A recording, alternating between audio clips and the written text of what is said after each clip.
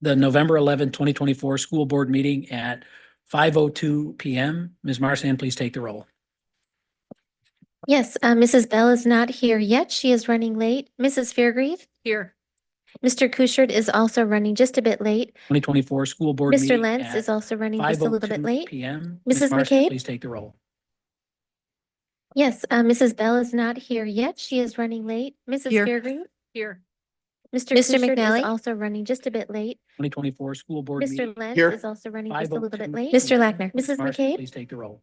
Present in a really surreal setting. Please stand for the pledge.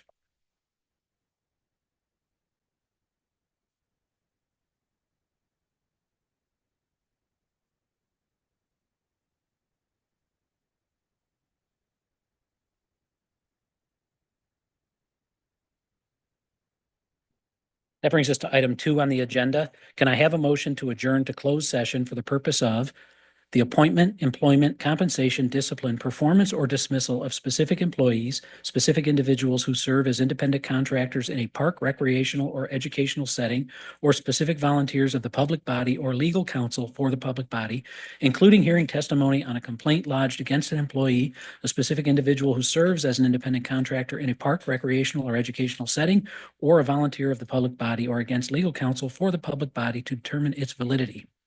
So moved. Second. Thank you, Mrs. Fairgrieve and Mr. McNally. Ms. Marsan, will you please take the roll? Mr. Lentz? Yes. Mrs. McCabe? Yes. Mr. McNally? Yes.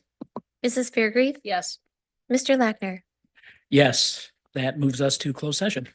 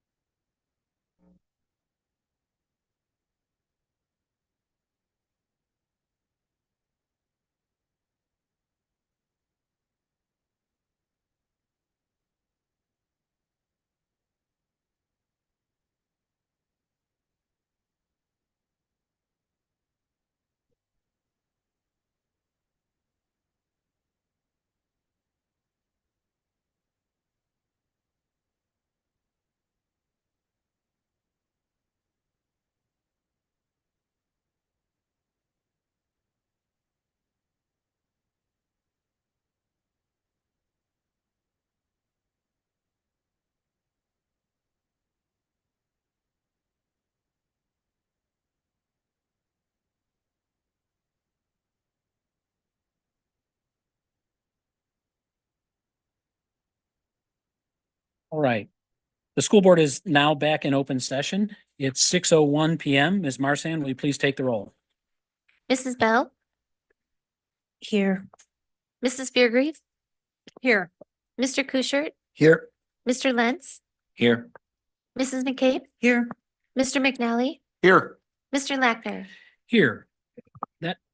That brings us to item 4 on the agenda, the public hearing. 4A is the public hearing on the driver's education fee waiver. I'd like to call the public hearing on the driver's education fee waiver to order at 6:01 PM. Do any community members have comments on the public hearing related to the driver's education fee waiver?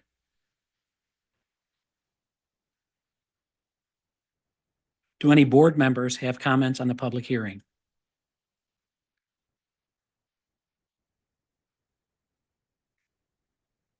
The public hearing on the driver's education fee waiver is closed at 6:02 PM. That brings us to item 5 on the agenda, reports to the board. 5A is the superintendent's report. Dr. Gordon, you have the floor. Thank you, Mr. Lackner. First, I'd like to start by recognizing that today is Veterans Day. On behalf of the board and the entire District 303 staff, we would like to thank every service person for their sacrifice and raising their hands to be among the few who protect the many. I would also like to thank the families of our service members as well, as they too serve our country. Do we happen to have any former or current service members with us tonight? We still would love to thank and recognize all District 303 staff members and community members who have served. So thank you for your service to our country. Next, I would like to highlight that this is Board Appreciation Month. We are incredibly thankful and grateful for the board service, for your support and guidance to ensure that the board and the district reach our goals and aspirations.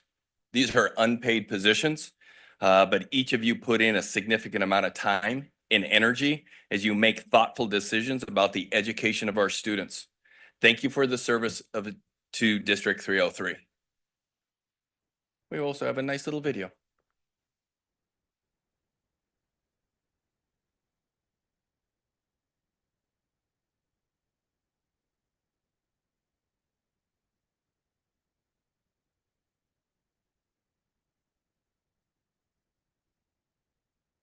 Hello, District 303 School Board. It's Shanna Lewis over here at St. Charles North High School. In honor and recognition of School Board Appreciation Month, I just wanted to take a few seconds and thank you for all of your support and resources that you put in us as a district to increase and enhance our safety practices. As you know, safety is the most important thing that we do for our students, and I just wanted to say thank you for recognizing and supporting that. We've already seen a difference in the feedback from our students who said that they feel better prepared and safer in our schools. Thank you.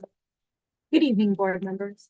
On behalf of our educators, I want to thank you for your commitment to engaging in the hard conversations necessary to ensure we meet the needs of each and every student, family, and staff member in District 303. Your dedication to this work and willingness to listen and collaborate empowers educators to better serve our community. Together, we are laying the foundation for a district that prioritizes equity, resources, and support, not just for our students, but for everyone who plays a part in their success. Thank you for standing with us and for your partnership in this essential work. Hi, D303 Board of Ed. My name is Allison Thomas, and I'm a second grade teacher at Davis Elementary. I want to take this time to thank each one of you for investing in strong, guaranteed, viable curriculums for our students and teachers in the district. With the adoption of Wonders last year, we've been able to expose our students to grade level text, explore a multitude of genres, read through text and answer questions, and go beyond the text itself. One of my favorite stories this year is a student coming to me excitedly after he had shopped at the St. Charles Library used book sale. This book is special because he recognized that the author, Bobby Coleman, was also the author of a text we had done in our expository learning, Baby Bears. This student took the learning that we had done in our classroom and took it outside the world into a way that real readers do. When I think about phonics, I think about my readers and writers becoming true wordsmiths. They can dissect the words of the world down to the phonics skill that we are working on that week. I know that this will help them in their career reading and writing pathway that they have ahead for them. And then when I think about Eureka Squared, I think about perseverance, flexibility, and problem solving. Eureka does all of that with our mathematicians in our classroom every single day. So D303 board, I want to thank you on behalf of the teachers and the students in our community.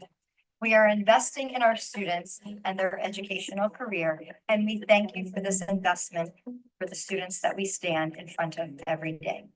Thank you again, D303 board.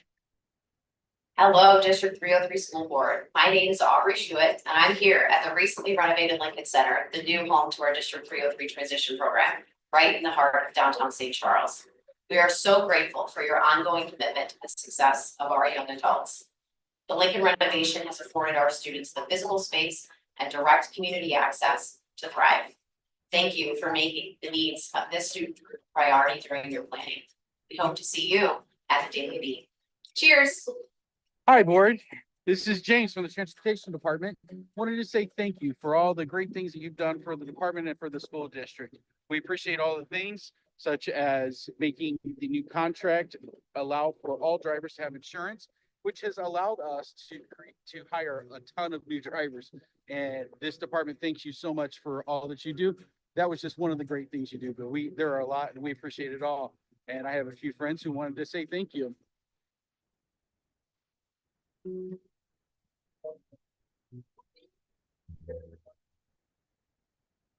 Thank you. Hi, board. I just wanted to thank you so much for approving the funds to ensure that students and staff of D303 have a guaranteed and viable curriculum. This year, more than ever, we're seeing our students engaged and excited about their learning. They're gaining confidence in themselves, and at the same time, they're building collaboration skills and having shared learning experiences. Students are making connections within and throughout the content areas and are building knowledge to see themselves as lifelong learners.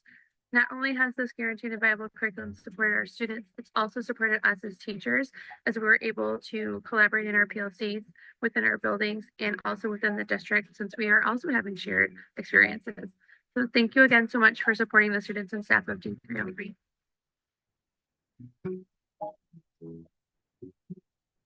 Board, your work is hard, but it does not go unnoticed. So thank you for your service to D303. This next one is challenging for me, and this person doesn't know that this is going to occur, and he loves this. As many of you know, Scott Harvey will be stepping down as District 303 Chief Communications Officer this Friday. Scott will be heading to California to be with his family, who moved to California over a year ago to support their daughter's dreams. I cannot tell you how much I will miss Scott. He and I started at the same time in 2022. I'm exceptionally proud of the work he did in his role. Scott is one of the really good people in this world. Hard worker, thoughtful, kind, detailed, oriented. One of his only downfalls, and it is a big downfall, is his support for that awful Kansas City Chiefs. Scott, on the behalf of the entire, you knew I had to go there. Scott, on behalf of the entire cabinet team, board, and staff, we will miss you greatly. We wish you well in your travels to California, and we could not be happier that you will be with your family full time. Know this, you made a difference in D303. Thank you.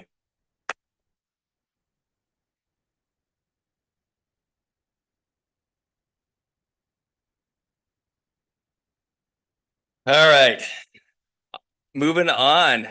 Tonight we have Max Gordon and some friends who will be joining us from the St. Charles Education Foundation.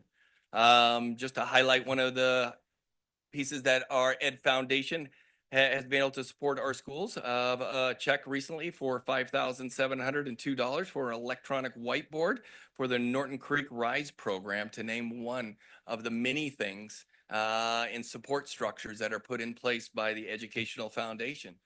It's off to you. Thanks, board. And Scott, I'm gonna miss you. Oh, my goodness. What a class act. What a class act. You taught me a lot. Thank you. I'm Max Gordon. Cheryl Snook.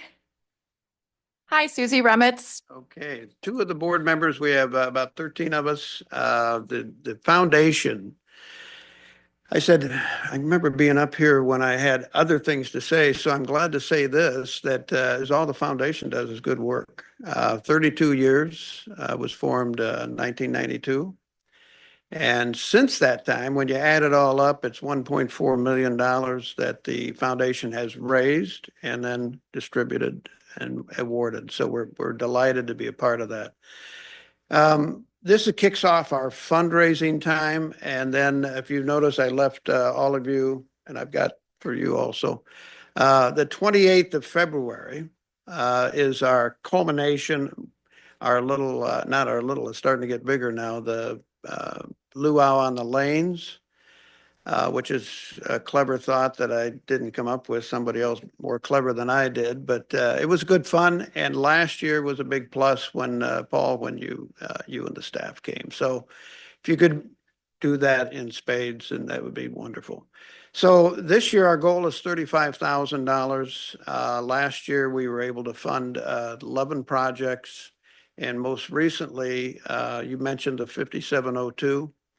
The lady to my right here, I said, I at the meeting when we were granting, this is good inside kind of glimpse.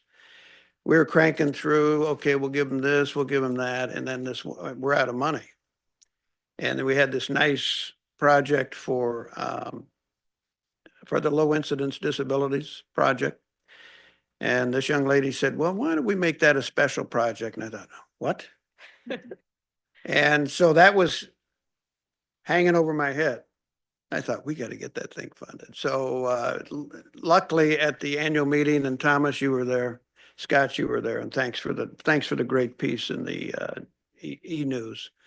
We were able to award that, and that was a really terrific moment. It was you don't get magical moments in our world very much. So our goal is to make it personal, connect us to the projects, connect you to the sponsors. So we, in that vein, the pieces that I've left for you, lay that out for you. And there's a couple projects that were very special. The one out of Norton Creek at the RISE program, the other audio books at Anderson, and that was 1,500. So we're delighted to be able to support the board. Thanks. And then Cheryl's had long service. I know. So go ahead. Yes, I have had long service. And thank you, Dr. Gordon, for recognizing veterans. My son went to Wild Rose Haynes North and served in Afghanistan at the age of 31, right? So if it wasn't for this school district, I don't think he would have had the tools to do that. So education is very important, and the foundation is really a way that I can keep serving this community. We need more board members, we need a treasurer, and we're just going to keep working really hard. It's great to bring in young people like Susie. What year did you graduate? Oh wait. Yeah, so this is a young person. So we're going to keep doing, she is. So old people like me or young people, we're going to keep trying to recruit more people and fill more grants. So yeah, good stuff. This is just a quick, this is a sneak peek at our website that'll be going live soon. If you can just scroll down on that. We'll remove the bars, Scott, sorry, on the logo. Just in the last 10 years, $269,000 for 143 projects, $42,000 in scholarships. Those are real numbers. Go on down, please, Michelle. And then you'll be able to click on the projects. Just click on that first one. I'm not going to make you read it. I just want to see how it works. And then this is the project out at Norton Creek that ended up being a really a fun thing to put together. But we've had like green thumb projects, warming, recycling crayon projects. I mean, I know why you love teachers, Becky, and just the creativeness. So thank you. Thanks for your support and your continued support. That's it. Thank you for what you do. Thank you.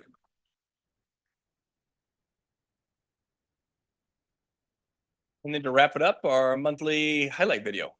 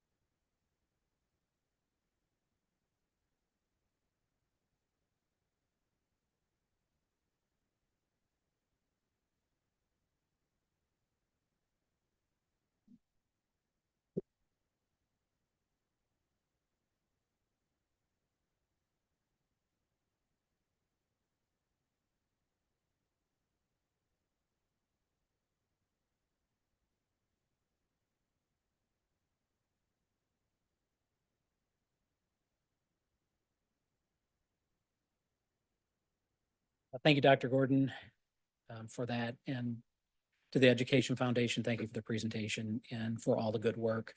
It's important for the community to hear about that good work and to see that as another way for all of us to participate in the good work and the good outcomes of D303. So thank you for that. That brings us to item 5B, board member reports on committee meetings. So let's start with L&T. Okay. Well, thanks everybody for being here. We met back on October 21st at 5:30. We had a really robust discussion about a number of particularly important items in the learning and teaching sphere. So I do highly recommend, since I'm only going to be doing a brief update, that folks go back and review that information. Again, lots of really good board discussion, and we welcome the feedback from the community. So Chief Academic Officer, Dr. Igo, gave us an update regarding multilingual learning services, as well as a math update. Under the multilingual learning services portion, we discussed quite a bit regarding transitional bilingual education programs, otherwise known as TBE. That's for 20 or more of our students, both in a full-time capacity and part-time services available in the district. We also discussed transitional program of instruction, also known as TBI, which is for fewer than 20 students. So again, really good breakdown of what that means, how it's offered, things such as dual language, self-contained programs, collaborative programs, both again in the full-time and the part-time capacity. Native language instruction, again, TPI, again, stands for Transitional Program of Instruction. That's self-contained courses as well as collaborative resources. Essentially, we want everybody to know that we are committed to high levels of learning for each of the students within our district, and most notably, the discussion about the multilingual services. There is a multilanguage services committee that continues to work on this important initiative. We anticipate updates for the board, both upcoming here in November next week for our L&T meeting. They will be finalizing some recommendations for us in early December, and then the recommendations will then be brought to the board mid-December. So please keep your eyes and ears peeled on that. Lots of very good discussion and a really important topic. From there, we moved on to the high school math update. So the curriculum assessment and instruction team, we're going through that process in order to ensure that we are garnering the best resources for our program. So currently the CAI in progress is Algebra 1, and the math department is heavily involved. That also includes a number of committee members at various levels throughout the district. We have the luxury of having, a unit district, so we get input from many different levels throughout the district, which is critically important to ensuring the pathway and the final product of the high school experience. From there, we went into some discussion regarding the veterinary assistant program. We will have, I think, further discussion about that this evening, and we will be discussing that and making a determination. Let's see what else. I'll have to read through my chicken scratch handwriting here, folks. But we also went over the elementary summer school program review. And so again, I do highly encourage everybody to review that information. We discussed a multitude of data, the process itself, the takeaways from the process. And then I believe we're going to have further discussion regarding that as well, so that we can have other board members who were absent at the time be able to give their feedback about the topic. So very long meeting, but a great meeting. So please do review that. Our next meeting is Monday, November 18th, I believe. Is it the 19th? Well, today is the 11th, so I think it's the 18th. At 5:30 p.m., we'll be having robust discussion. Actually, the next several learning and teaching meetings will be quite robust. So pay attention, because it'll be riveting and we'll all be having a lot of fun. Thank you. So just to clarify, it's November 18th at 5:30? That's correct. Thank you. Thank you, Mr. Kuschert. That brings us to business services. All right. As I'm gonna reiterate what Mr. Kuschert said and encourage anybody to go and watch the robust discussion of business services on October 28th. As usual, we went through our budget reports for Mid-Valley and D303. There were no areas of concern in that. We went through our enrollment report and had some discussions around the differences between what was determined by what was shown by our demographers for this year's enrollment and our actual enrollment, including some discussions about world relief and other things and how that is impacting our numbers. Then we conducted our annual tax levy workshop. We went through a nice timeline of the changes in our budget process that we implemented this year, including the fact that we've gone through and we've asked staff to go through a 5-year budgeting process. So this is new. Really great discussion there. We also had some additional discussion, just a continuation of previous discussions on the driver's ed that we had the hearing on tonight. Went through our bond issuance, post-bond issuance compliance, which is our sign off by our financial officer, Justin, and then went through our annual bus purchase. So as you guys may remember, we've now started a schedule for our school buses and the capital purchase there. We have now completed, this is, I think, year 2 now of this. That will be on consent for tonight as well as our lease renewal at Silver Glen for the farmer who leases that, and our annual services renewal for software. So that pretty much rounds out last month's business services. Thank you, Mr. Lentz. That brings us to item 6 on the agenda, citizens' comments. And before I hand over to Mr. Kuschert for the preamble, before the comments, we do have citizen comments, and I want to make folks aware that we do have an interpreter available tonight. And so, Mr. Kuschert, will you please read our preamble? I sure will. During the public comment period, members of the public body who wish to speak are asked to first state their name and the community in which they reside. Each individual will have up to 3 minutes to address the board on the topic of their choosing. We ask all individuals who address the board to do so with respect and civility towards others. Please note that personnel matters are sensitive and confidential. We also want to inform our speakers that all regular, special, and committee meetings are live streamed and available for viewing at any time on the district's YouTube channel. Personal information should be considered before making a statement that will be recorded and made public. While the board will not respond to today's public comment during the meeting, we are committed to listening to you to help support our work for the district and on behalf of our students, staff, families, and community members. Thank you. Thank you, Mr. Kuchert. Our first speaker is Ellen Pierce.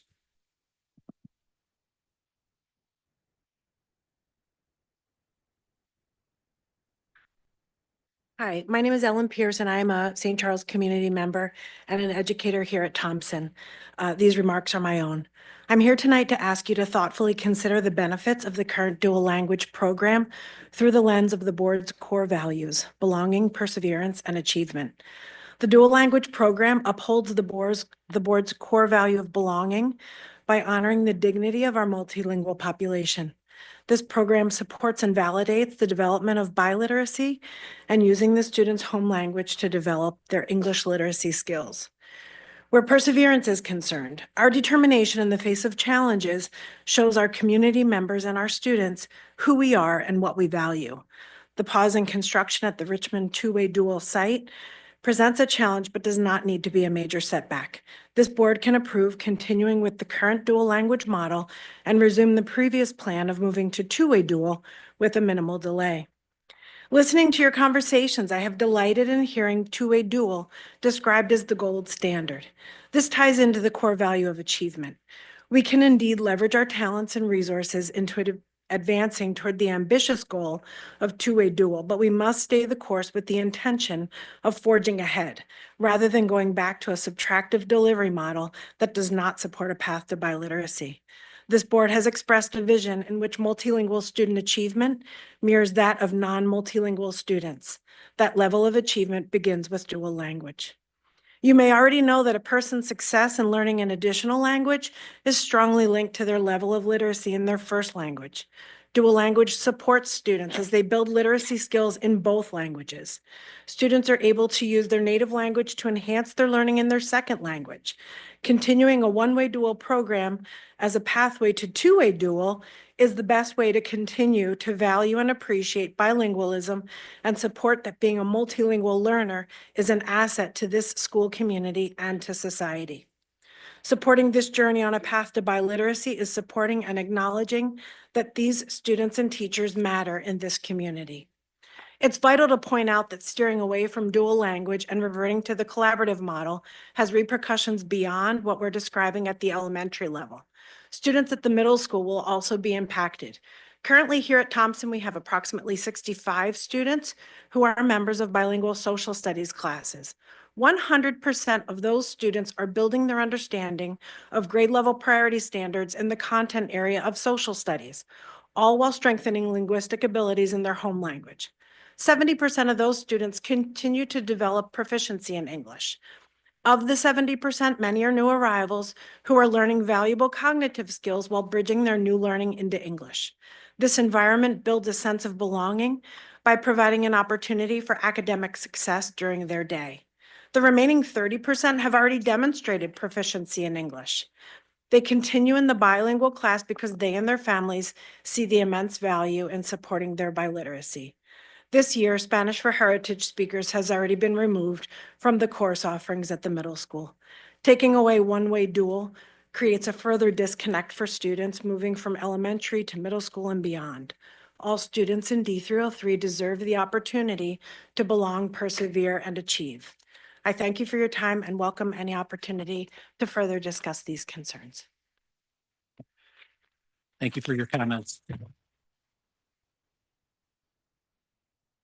Our next speaker is Glenn Beeman.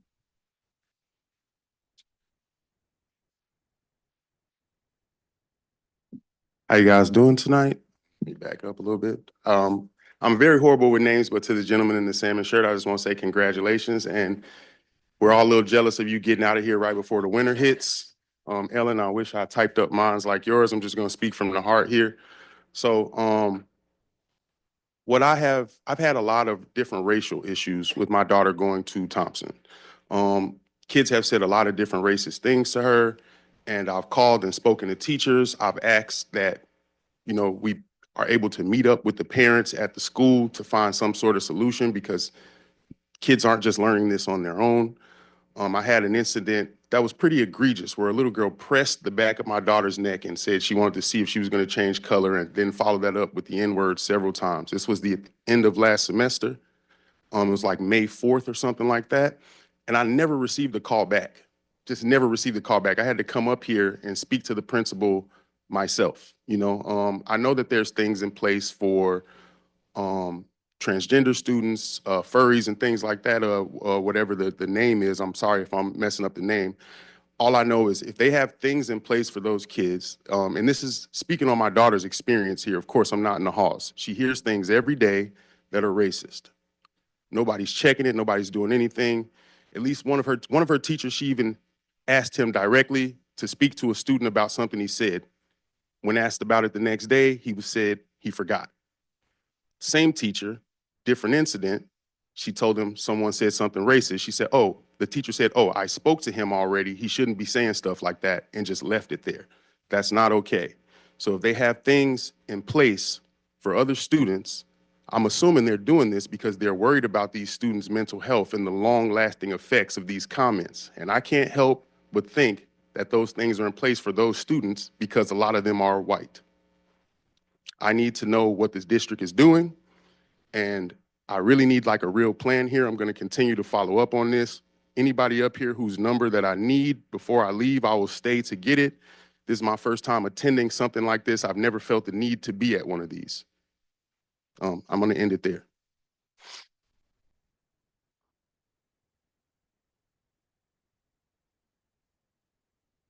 Thank you for your comments. Our next speaker is Sylvia Venegas.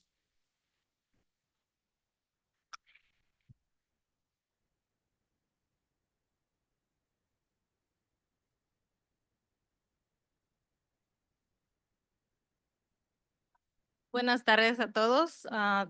Soy Silvia Venegas. Actualmente tengo a una niña estudiando en la escuela Davis.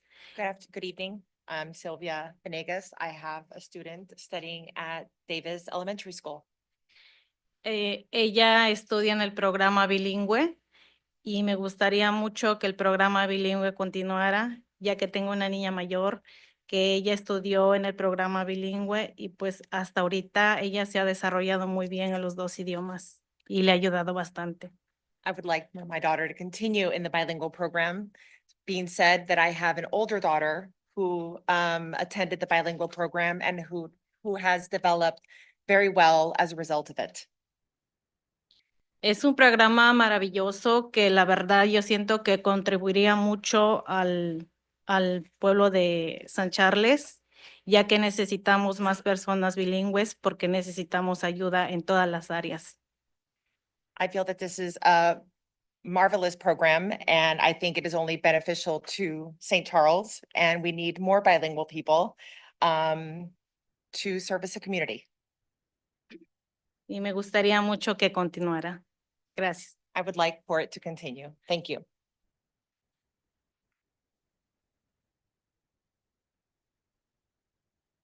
Thank you for your comments. Our next speaker is Rosa Morales.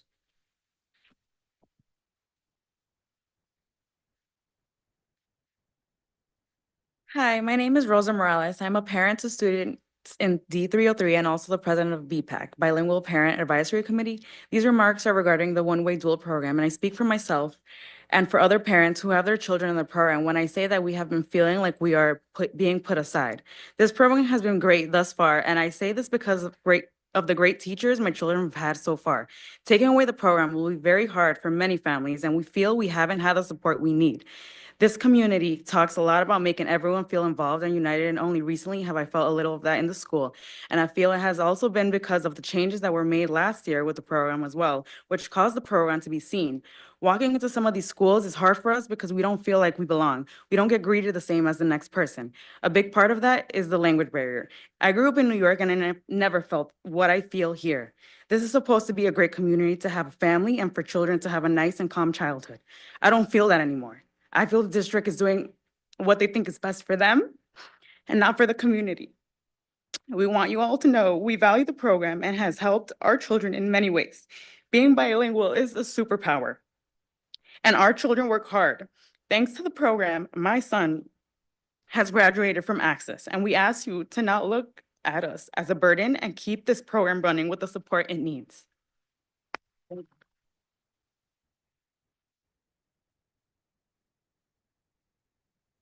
Thank you for your comments. And that brings us to our last speaker of the evening, Alice Fromling.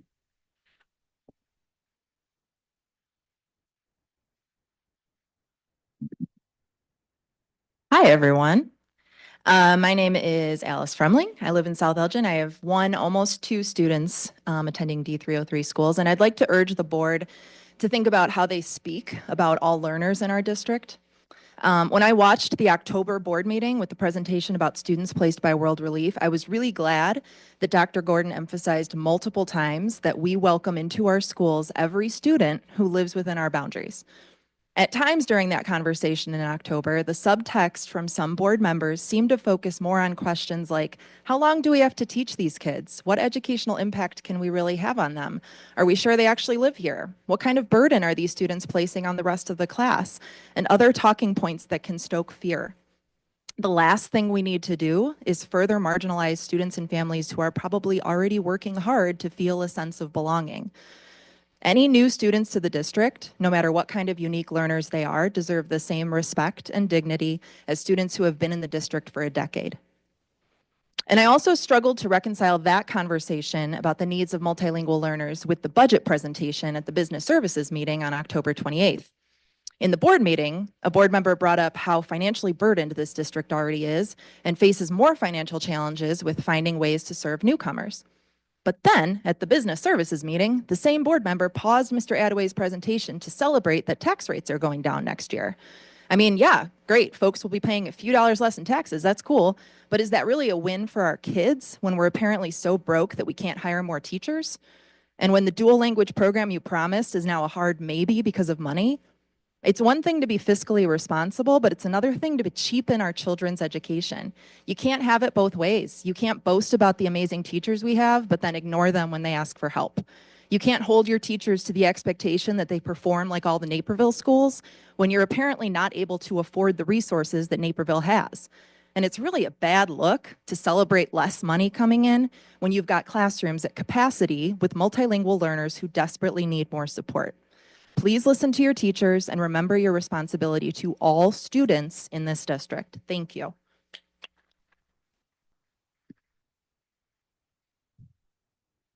Thank you for your comments. That concludes the citizen comments portion of our agenda. That brings us to item 7 for discussion. The first item is 7A, elementary and summer school. Dr. Gordon, you have the floor. Thank you so much. I'm going to welcome up Dr. Igo as she continues the conversation that Mr. Kuchert referenced from the Learning Teaching Committee meeting. Dr. Igo.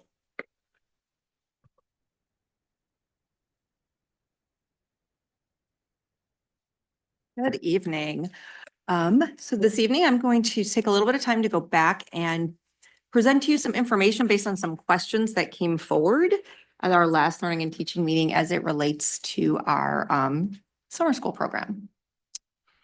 As we kind of step into this, just again, we always kind of ground ourselves in our core values, and this one really does kind of fall into both perseverance and achievement. Our summer school program is really designed to help improve our student learning outcomes, as well as to support our students in persevering when things become more difficult. As we look at our strategic priorities, this aligns directly to the equitable systems of support under instructional coherence. So when we were together last month, we had brought you some different data that really kind of summarized what our findings were. And this is the same slide we saw, really that idea that we had the opportunity to look at kids who attended for 80% more of their days. And we looked to see how much less regression did they have in reading and math. Because if you might remember, our outcomes for summer school is really about summer regression and reducing the summer regression that students experience. Which is great that we had less regression. However, we didn't see anything that was statistically significant when we compared them with other student groups. Those who attended for 80% of those days, those that were invited but did not attend, and students not invited to attend summer school. So that's kind of like the big overview, or the gist, if you will, of the presentation. I'm going to go now and provide a little bit more detail and share some additional data with you. Mr. Lackner did a really nice job at the last meeting of kind of summarizing where we are with summer school. He talked about we really have a couple of different options. We can pause the summer school program for the summer of 2025. We can run the summer school program similar to what we ran last year, acknowledging it was the first year of implementation. or that we could build a summer school program that aligns with the research to increase efficacy and impact.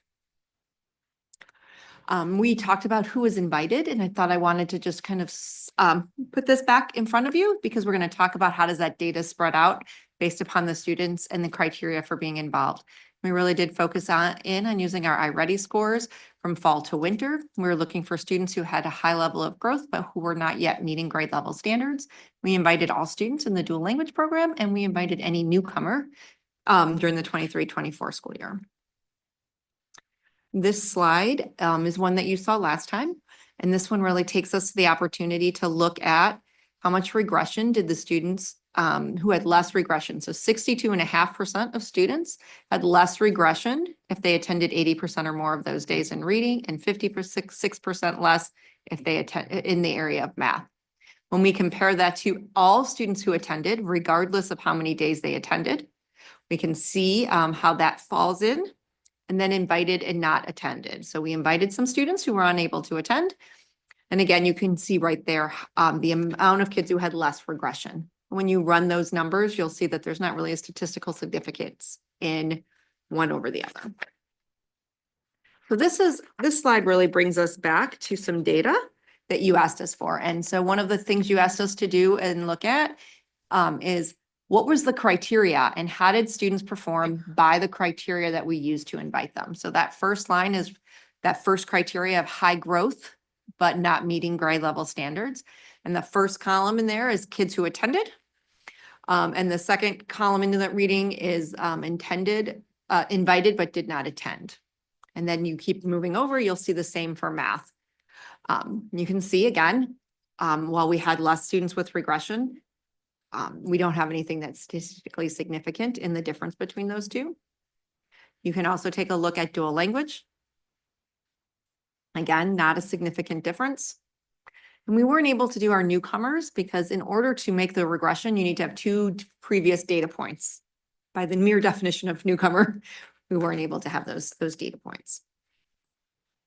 We were also asked to take a look at what if by grade level, and did we see anything in our grade levels that maybe would make us think we should focus our time and our attention in this particular area. Again, if you take a close look, you'll see there isn't really anything significantly significant, with the exception of maybe that fourth grade reading. However, I would just caution us to be really careful. The numbers are rather small. And so the percentages swing greater when you have numbers that small, making it really difficult for us to make a global projection, and if that's the right word. And then we looked at it by student group using that same criteria. And you can see there again that we're not seeing anything that would be statistically significant, particularly when you think about the N, right? Again, we're talking about small numbers. So that kind of begs the question. So why would we anticipate that there might be less regression? Why that might be? And there are a couple of reasons. One could be the way we set up the summer school program. Another could be because we saw less regression across the district. Could be some of the things we've put in place. One of those being that PLC practices. We have really strong instructional coherence. We have formative assessments that we're using and that we're intervening on priority standards. So we've really been able to focus our thinking. We've also been building that guaranteed and viable curriculum, especially at the elementary level. You heard some of our teachers talk about that tonight, our grade level text for all kids and inclusive practices for all kids. So all of those things are likely positive impacts on why we saw less regression for students over time. Given that, the way we really kind of worked with the data and we moved it and really sliced it a lot of different ways, we continue to recommend not moving forward or pausing the 2025 summer school program. Given that minimal impact, we talked last time we were at the table, what would be involved in making it a robust program. It's a significant dollar amount and a significant change. And with that, we also talked about if we pause this and come back in a few years, once we've really solidified that guaranteed and viable curriculum and we have a strong sense of what's working and what's not, where kids are struggling, we can then build that summer school program to complement what we're doing during that time and make sure that it is the likelihood of having greater impact overall. Happy to answer any questions that you may have. I have a quick one. Oh, sorry. I have a couple questions. So first of all, if we don't move forward with the program, what's the financial savings? It was. Hold please. The cost of the program last year was about $210,000. Okay, and then, so if we do move in that direction, then where are those funds gonna go? What are we gonna use those funds for? I haven't necessarily had that conversation until I know where we land. But we would use that to, I mean, again, it's in this year's budget, so it would be to offset something and we might not use. It would depend on where we're sitting and what that looks like. Okay, I mean, to me, that's an important component because what I do, from my perspective, I would want to make sure if we're going to discontinue something that collectively as a board, or at least for me, that I understand where those funds then are going to go to make sure that we're maximizing For sure. the opportunity. And then the second question I had related to those that were invited but did not attend. Did we do a survey or interviews, or how do we know that those students didn't have some type of different intervention outside of our program? There's no way for us to know that. I would imagine that many of them, or we know from our conversations, I can't tell you for all of them, that families had vacations planned or things that were already in the books, as was one reason. It was the most often cited reason for not attending when we had those conversations with families. That doesn't mean I can't speak to. We never know what students are doing in the summer, to definitely, make those comparisons over time. Okay. Okay, so we talked to them about why they didn't come, but we don't know if they did any other type of intervention on their own. Yep, we did not have those conversations. Okay, okay, thank you. Can I just ask a couple clarifying questions? And it's kind of the same question. Of course. To be looking at the two columns, specifically page 10 or 11, either way. So let's go page 10, because that's where you're at. So do I have this correct, that just looking at second grade specifically, those that attended for reading had 52.3% less regression? Correct. However, those that did not attend had 61.5% less regression. So that, am I understanding that the students that did not attend had less regression than the students specifically second grade? Yes, you are. So I'm reading that correctly. So, I mean, But I want to caution you, it's a small number of kids. I understand, but, Yeah. but it's still the same. It's like, yes, you can make. Where can you make are the comparing the comparison. same thing, right? You are Regression. Yes. And it's relatively same amount of kiddos. So I see that in more columns than I don't. I don't disagree with you. Okay, I just want to make sure I'm seeing that right, that in more columns than there are more columns to the right that have less of a regression or a higher number of, I'm saying it weird, but they had less regression and they didn't attend summer school. Correct, which is why Okay. I talked All right, about I the just things want we to put in place. make sure I'm that really we reading think it right. You are 100% reading it correctly. Okay. Which is why we talked about some of the other things we put in place that may have also been having that impact. Right. Okay, I just wanted to make sure I you're was fine. You're reading fine. it correctly. Dr. Igo, thank you for the follow-up presentation here. It's definitely been helpful to understand a little bit more regarding the degrees of regression. And I've stated previously that I think there are some other potentially confounding variables as to why we don't. And I know we've discussed this at length as well. Time frame of instruction, the invitation period being on the shorter end, and the lack of the longitudinal analysis, which we can't do because we don't have several years of data to review it. My question here would be, so given the hard work that we're working on a guaranteed and viable curriculum, when do you think is a realistic time frame that we would be able to potentially insert a more robust research-based summer school program? Yeah, I would say that if we had we're in year 2 of the reading, the new reading resource, good 3 years, I think, and that would give us a good place. We're in year 1 of the new math. again, if we could have another 2 years, so 2 years out, I think we'd be in a spot to be able to say, here's what we're seeing. You'll hear next week when we talk about our end of unit assessments. We're continuing to learn and understand and find where those misconceptions are for kids and how we can get ahead of that. Thanks. So budget wise, would we be looking into budget planning for 3 years from now before we would plan for the re-implementation or a reconsideration of Yes, a differently structured summer school? Is that about right? that's what I'm saying, yes. To tack on to your question, Mr. Lackner, so does that mean we're currently budgeting for this for the next 3 years? Or in the indefinite future, if we do not change anything today? Well, when we The did. 200,000 roughly. That you Was said. 150,000. Oh, I'm so I thought I sorry. misunderstood. I thought you said 200. I did. I 100% did. Okay. I would thought the question was how much was the cost? We have budgeted for the next 5 years out. Okay, that's what I thought. $150,000. So when we come back to the table, we would, with the new budget, right? So we'll come back with what that looks like. We would account for us not and then redistribute. Okay, just Mhm. I wanted to No, understand. Thank you. absolutely. So there are some grants and other things that were used to pay for this. Correct. That are Correct. no longer That's- available. That are no longer available. And that's also why we chose the student populations that we did in Mhm. this. Correct.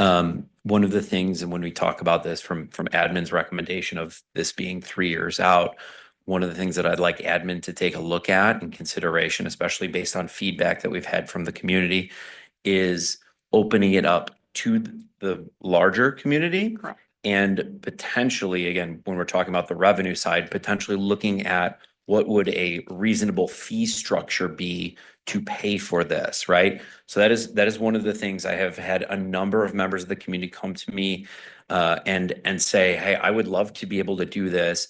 To Mrs. Fairgrave's point, we do have number of members of the community who are seeking outside tutoring or other services, especially during the summer, to reduce that. And again, not contravening or not saying anything against all of the measures that we've taken, right? But parents would certainly love to have an option to send kids to summer school at their community schools as well. So Yeah. that's one thing that I'd love for when we're starting to look at this as a long-term plan, having that as a potential option to help us with the costs as well. Yes, and I think I think we talked about this previously, our goal would be to build not only something that's supporting kids who are struggling, but also provide students with opportunities to accelerate. Mhm. I have another follow-up question. So if ultimately the board determines that we do want to support going the direction of kind of relooking at this to increase efficacy, et cetera, and then, another 2 years out, do you and or your team, with everything else that's being worked on, do you have capacity to fulfill looking at this again and having it ready in 2 years? Yes, if we put some time in, yes. I think we had the conversation last time was right now with everything going on, it's really hard to get, this would be one thing that we couldn't give all of our attention to, right? We have to kind of spread it out. But by then we would be in a spot to really be able to put our time and energy into it. So it would be ready to implement 2 years from now, not start looking at it. Oh, for sure. I'm sorry, I misunderstood you. Yes. We are not looking to implement in 5 years. We would be looking to implement in 2 or 3. Yeah. Okay.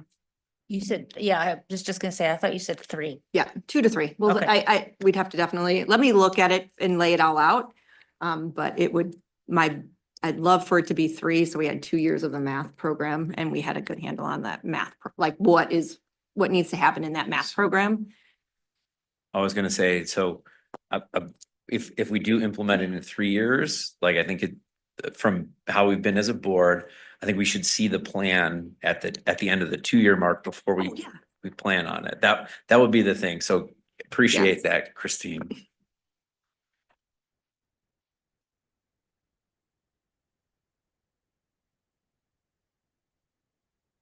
Right. If that concludes the discussion on elementary, that brings us to Item 7B, the newcomer report. Oh, I apologize. I am gonna back us up. Just reaching consensus. As I was listening, is there consensus to pause the summer school for this upcoming school to take Dr. Igo's recommendation to implement it within 3 years, bringing a plan in 2 years, and ensuring that it is budgeted within our 5-year forecast in the year that it would come online? Do I have consensus from the board on that? Yes. So yes. Yes. Yes, Looks like it. it looks like it. Thank you. Well, with that added conversation, I guess that then brings us to item 7B, the newcomer discussion. Okay, Dr. Igo and some friends are going to be coming up to talk to us about newcomer information.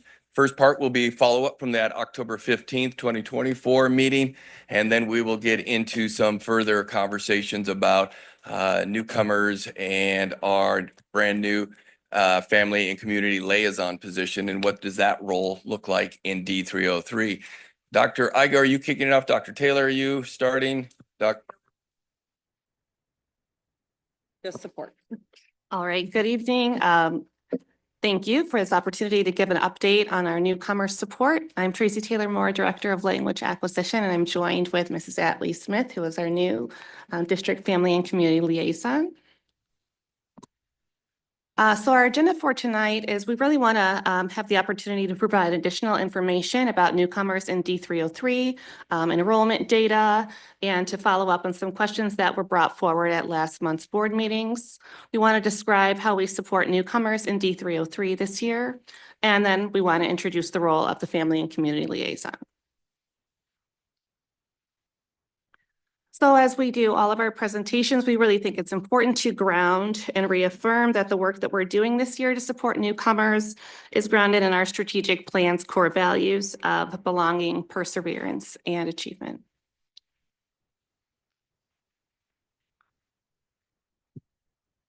Likewise, we also want to ground our work in our strategic priorities. As you can see, the ones that have a bolder border around them are the ones that are most central to this work of supporting newcomers, specifically under our effective collaboration, purposeful family and community engagement, responsible, transparent stewardship of resources.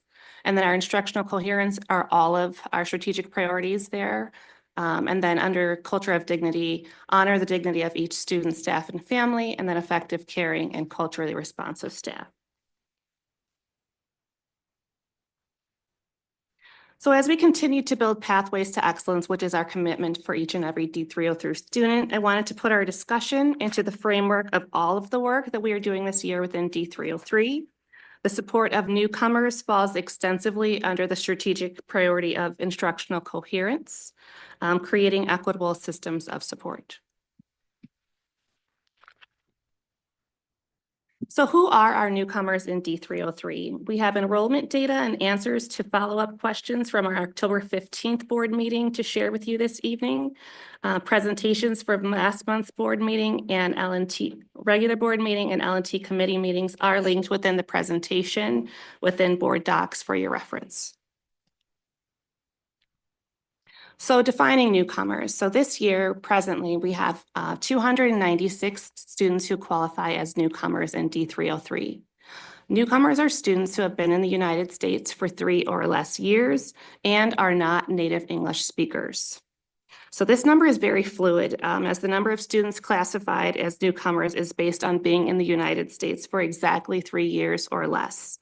And once a student exceeds 3 years, even 3 years at a day, they will no longer fall within the umbrella of newcomer status.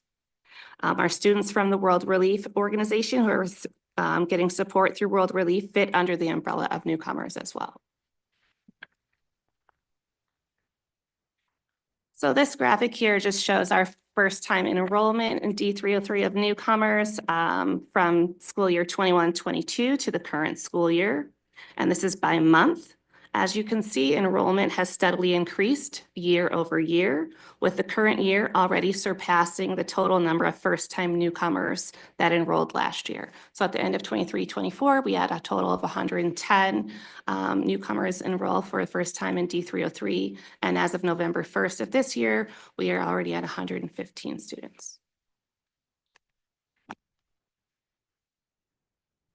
In this graphic, we think it's important to understand that many of our newcomers are also experiencing other life factors that could impact their engagement and access to the learning. So again, in the center circle, we have our 296 students that have newcomer status. Of those students, 170 of them, so over half of them, qualify for free and reduced lunch. We have 124 of our newcomers who qualify for McKinney-Vento eligibility, which is our homeless status. And as a district, we have 271 students who qualify for McKinney-Vento. So you can see the large number of students that are also newcomers as a part of that McKinney-Vento group. And then 48 of our newcomers get support from our World Relief Organization.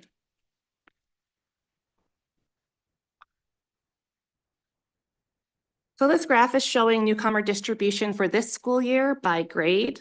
As you can see, the span of newcomers by grade ranges from 13 to 33. There really is not a trend that we can see, except for the fact that we do have larger numbers in kindergarten and second grades and fifth grade.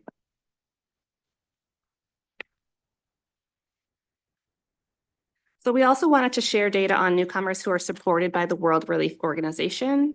This means that they receive intensive levels of case management support during their first year as a refugee in the United States and have access to supports for the span of 5 years from the World Relief Organization. So this graph here is showing that the preponderance of our newcomers who get support from World Relief are at East and at Richmond. And then we have a small number of students at Thompson and our pre-K center, Davis, and Munhall. Is this support, is this during school time? Where is this coming from? No, this is outside of the school. Got This it. is support to the families. Is this information provided by World Relief to us for this? How do we get this as this case data? Sure, yeah. So we are able to find out through our World Relief partners who are our students who are getting supported with World Relief, and then they get that information to us. Got it. So World Relief provided this to us. Yes. Okay, thank you. So the follow-up questions again come from our last month's board meeting, and we want to make sure that we directly address them. So one question that arose was how many of our 296 newcomers enrolled since the 21-22 school year are still in our school district, and the same question for our World Relief students. So we don't have the mobility rate directly aligned to newcomers, but we do know that the overall multilingual mobility rate is more than twice the mobility rate of all students. So we do have a higher mobility rate within our multilingual population than those that are not within that population. 100% of our World Relief supported students who were enrolled last school year in the 23-24 school year remain in our school district. And those that started with us at this school year still remain in our district. So no transiency in that population between this year and last year.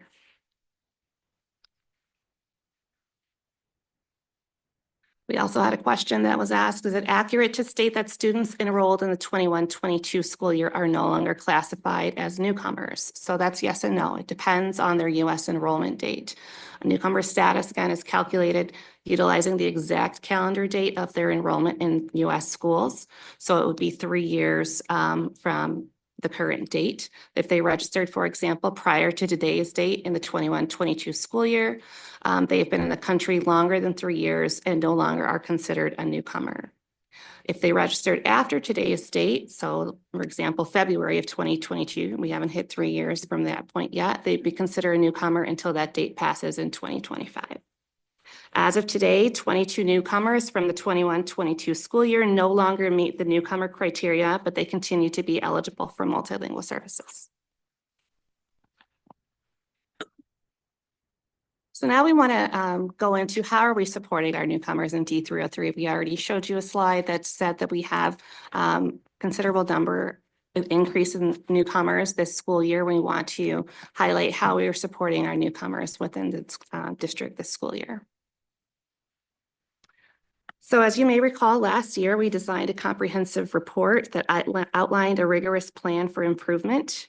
Newcomers are multilingual students, so we must ground the support we provide to them within that multilingual improvement plan we developed last year. The plan outlined 5 key levers for improving learning outcomes for multilingual learners, and we'll be sharing how newcomers have been supported within this plan so far this school year. So the first one I want to talk to you about is rigorous core instruction. We have dedicated staff for newcomer support. At 2 of our sites, we have K-5 newcomer instructional specialists that are being funded through our Title I dollars. We have assistant principal of dual language at Richmond and Davis. That's a new position this year to support the instructional practices and just the design of our multilingual and implementation of our multilingual program. Additionally, we have additional multilingual paraprofessionals at sites where there are greater numbers of newcomers with beginning English skills. So again, that is at Richmond and it is at East primarily. We wanted to make sure that we provided the additional support where the newcomers have the highest level of beginning English skills, because as we know, not all newcomers are coming in with the same level of linguistic skills. And then we also have high school ELA newcomer teachers. So we have classes that are designed specifically for our students who are lower English proficiency, that are targeting their ELD, their English language development, as well as attainment of our English language arts standards. So as far as instructional levers, at the elementary level, in a couple of our schools, we have prioritized a walk-to model for differentiated phonics. This allows for our students who are coming in as newcomers who have lower language skills to get the phonics that they need, which might not be at the same level as their peer at their grade level who has been in the United States for many years or who is an English dominant speaker. So we want to make sure that we're able to provide them with the foundational support that they need in order to gain their skills in reading. And then we also have targeted focus on generative vocabulary development. So that's related to morphology and helping students see patterns in base words and suffixes. They have those same things in other languages, but how do we bridge what they know in their native language to the same concepts that they will find in English? And then we also have sheltered small group math instruction that we have been implementing. Math specialists at Davis and Richmond report that they provide previews of key concepts and academic vocabulary to our students.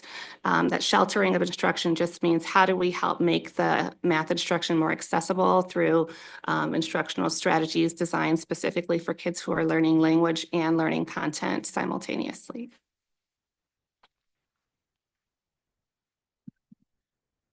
So our second lever that we want to discuss with you this evening is supportive learning environments. For the past 2 years, we have focused and made, as part of our strategic plan, a culture of dignity and fostering belonging through a culture of dignity.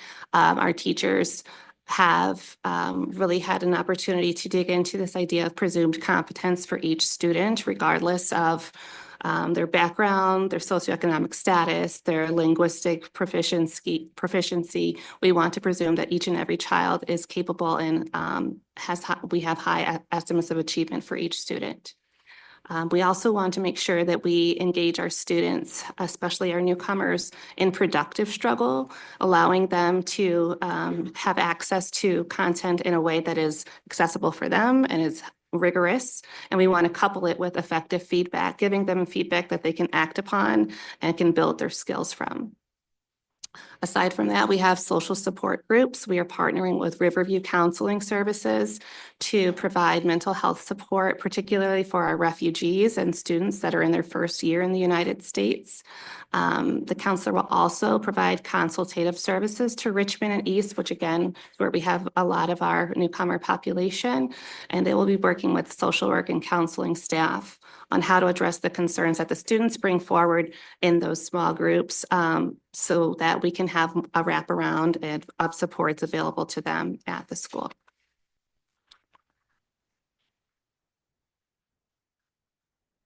Our next strategic lever is high quality instructional programs. So we have a guaranteed and valuable curriculum that we are very proud of.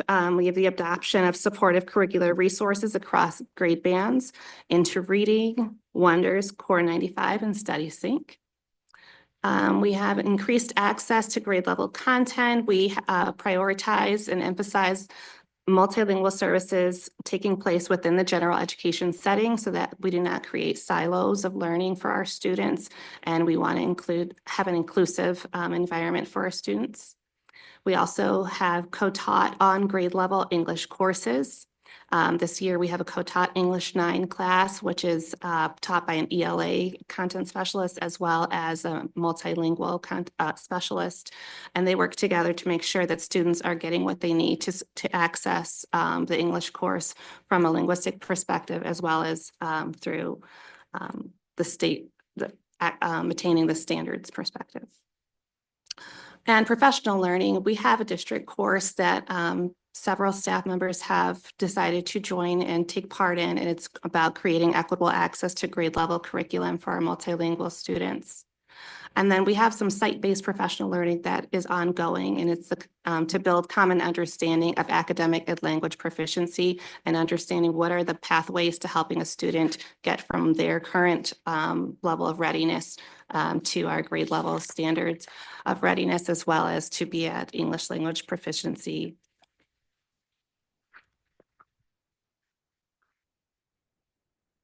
And so lastly, I will talk a little bit about our family engagement. And we do have the Bilingual Parent Advisory Council. A Bilingual Parent Advisory Council is in place when you have a population of 20 or more students that speak the same language in an attendance center. So we have a Bilingual Parent Advisory Council for our Spanish-speaking families. And a couple of the big buckets of work that BPACs is what was short for do is to support students and, to support parents in understanding multilingual programming and advocating for the academic needs of their students. As well, the BPAC is designed to encourage continued involvement within the school district. Alongside that, peer and parent ambassadors. So new this year at Richmond, they will have peer ambassadors for newcomer students to help kind of have somebody who can be a liaison for them, another friendly face, a student in their class that can help them with just, social communication and navigating their school. We also will be working with our BPAC to create parent ambassadors who can do similar things, but for parents, helping to navigate the D303 systems and structures. We have a lot of them. We have, so how do you get into Schoology? How do you do pick a time for schedules? How do you check your students' attendance? All these kinds of things. It's helpful to have somebody who you can kind of lean on and be a support and have as a support. Additionally, we would like for those parent ambassadors to also just help with navigating the American educational system. It may look different than the educational system from which our newcomer families are coming to us from, and what are the ways in which you do that.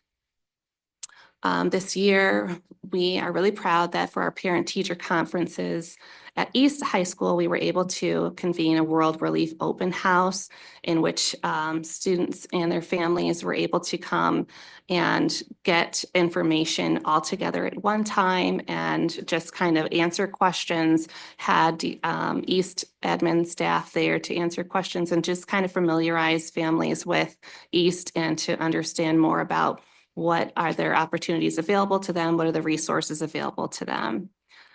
And then we also had for our parent-teacher conferences, district translators and language line services for all pre-K to 12 sites, so that language would not be a barrier to having the conversation about your child's your progress in the school.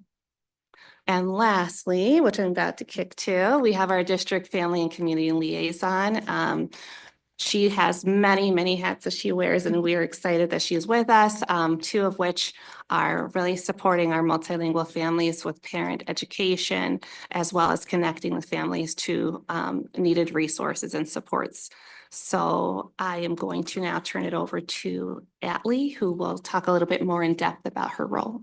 Dr. Taylor, before you do that, I think it'd be prudent if we took a pause and offered the floor to the board to ask any questions about the newcomers analysis that you shared with us. And I'll kick that off with a question on, thank you for sharing all the things in the multilingual improvement strategy that you did share.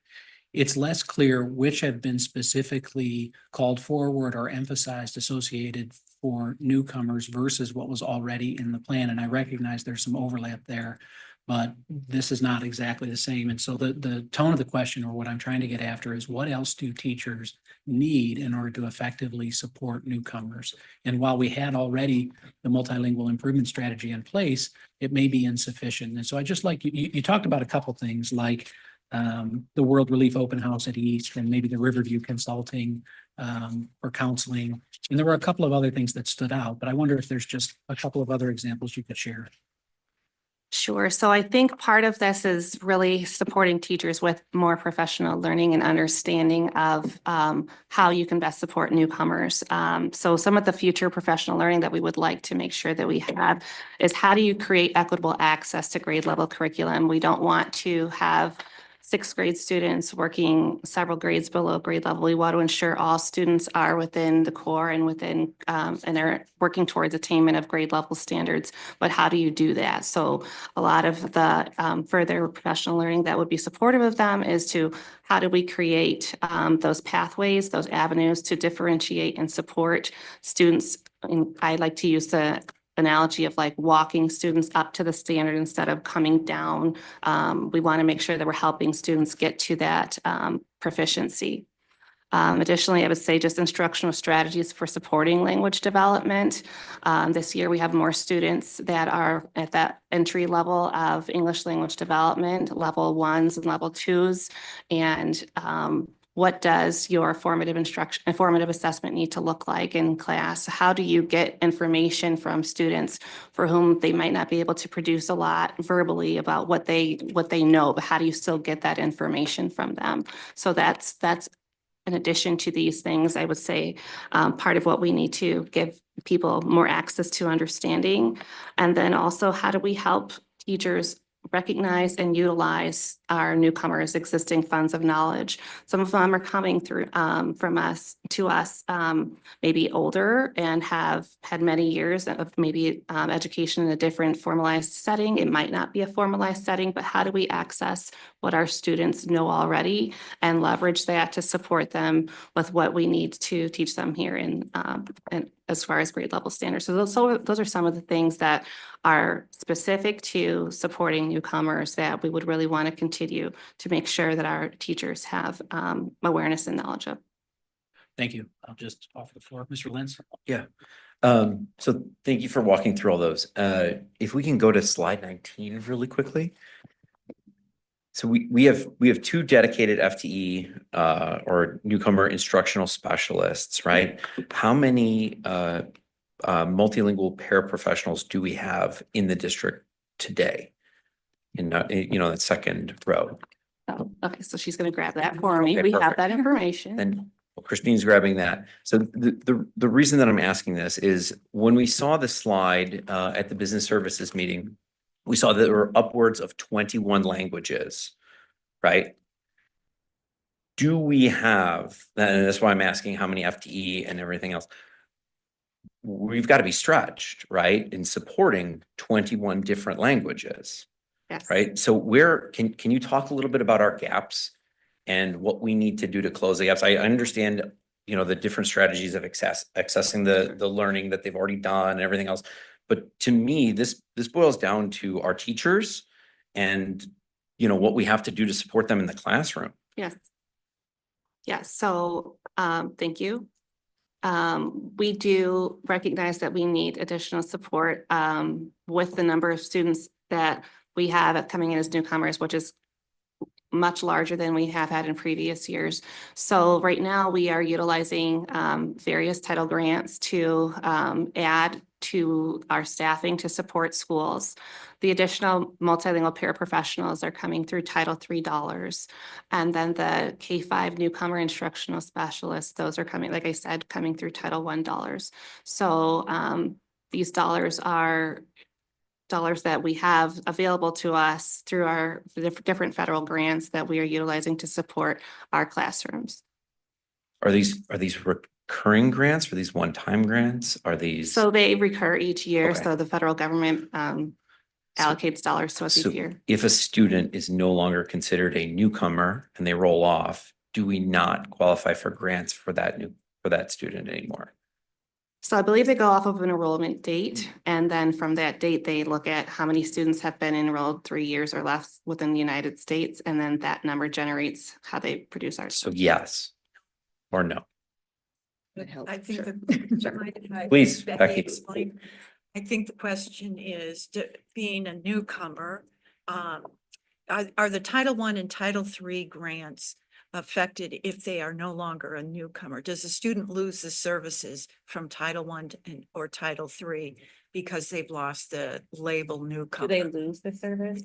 I think that's The the answer, question. yeah, the answer is no. So they, as long as they continue to be a multilingual learner, then they count in our total that supports our Title III funds. And just follow me. How are we categorizing them as a multilingual learner? Are we associating them with a cohort? How? They are, it's the access score. So when our students come in, we need to screen them, and then they need to earn a 4.8 or higher on that access score to be released from services. Got it. So, And Mr. Lentz, do you mind if I clarify just that statement before you sure. move on? So to clarify that, then students who have been newcomers 7, 8, 9 years ago and still within our school district would be eligible for those funds? If they continue to be eligible for ML services. Right. Not, hopefully, many of them have reached that 4.8 and have been exited from the program. And have we been leveraging that historically? Have we been leveraging that historically? The title grant, because it's bigger than just newcomers. It's Correct. all multilingual. So there's a portion of the grant that is for multilingual learners in the title grant. So Title I is for students that qualify for free and reduced lunch, and Title III is for students who qualify for multilingual services. So again, our goal, right, is always for access, right, to get them to be proficient, right? The goal is proficiency. Yes. Right. And then once they're off that, then ideally, right, they shouldn't require any additional services at that point, right? Which means they would Correct. roll off, right? Yes. Okay. So sorry, do you have the number? I'm still looking.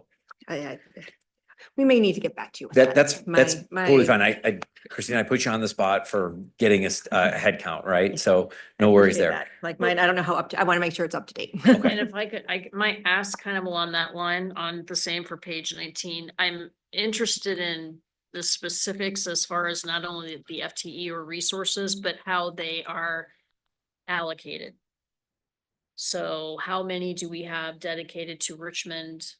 And by building, you mean? yeah, allocated by building, and I don't know if they float from grade to grade or how that piece works. Yeah, I can absolutely give you multilingual professionals by building. Then that is how they are used within the building is at the discretion of the principal. Right. And I'm sure that changes based upon the needs of the students. So I wouldn't be able to tell you they're in 3rd grade or they're in 5th grade. I Right. can tell you that they are at Anderson or that I believe there are 4 at Richmond. Like I can tell you that there are 4 Yeah. at Richmond, but I can't tell you how they're being used. That That Okay, goes to so the how do discretion we- of the principal. How do we know if we still have gaps then? So we work with our principals, and if they come to us and say we have gaps, one of the things we do is we do something that's called resource mapping. So we lay out, okay, let's talk about what are the resources you have in your building? How are we utilizing those resources? Have we maximized those resources? And then if we have, then we say, okay, now let's talk about what are the resources in the district? Are we maximizing those resources? All before we decide we need more of something. and this goes back to our building formula, right? For what we've said as far as, so we asked admin to implement a building formula for staffing last year, right? And then they went and said that this was one of the areas of it where they said staffing needs were there. And it would be a part of, I'm assuming, Paul, you can clarify, right? That this would come back as an ask for here's an FTE or a partial FTE that we would need in the building to support language services, correct? Yes, we work through the federal grants, ensure that they're allocated appropriately based off of the number of students. within that title for each of those schools and ensure that we have those pieces. But Dr. Igo is absolutely correct around the resource mapping. It's really important for us to look across the board, where are we at from a school, and then from a level, and then across the district. How are we supporting students, and where are there opportunities to move? Yeah. Or coming back and saying, okay, we need additional on top of, because we've done the resource mapping. So So have we excuse me, done that guys, yet then? Mr. McNally's been holding to ask a question. Can we give him the floor and then come back to this? My question really is, it's unrelated to any of this. Okay. It's multilingual services implemented within the general education setting. How is that implemented? And the reason I ask is I'm wondering, is this like, is there a person there that provides these services separate from the Yes. classroom teacher? So the classroom teacher doesn't have to grab a translation device Correct. and they don't have to. Yeah, that's okay. All right. So the classroom teacher doesn't have to constantly work on the translation. There's someone present that's able to attend to those needs. Yes, so we have multilingual teachers that are at each building. Some buildings have two, but they are K-5 teachers, so then they float between the grade levels, and they're the ones that are providing that support. So they have a caseload of multilingual learners, and within their caseload, we prioritize pushing into the classroom to support them there, as opposed to pulling out to provide services.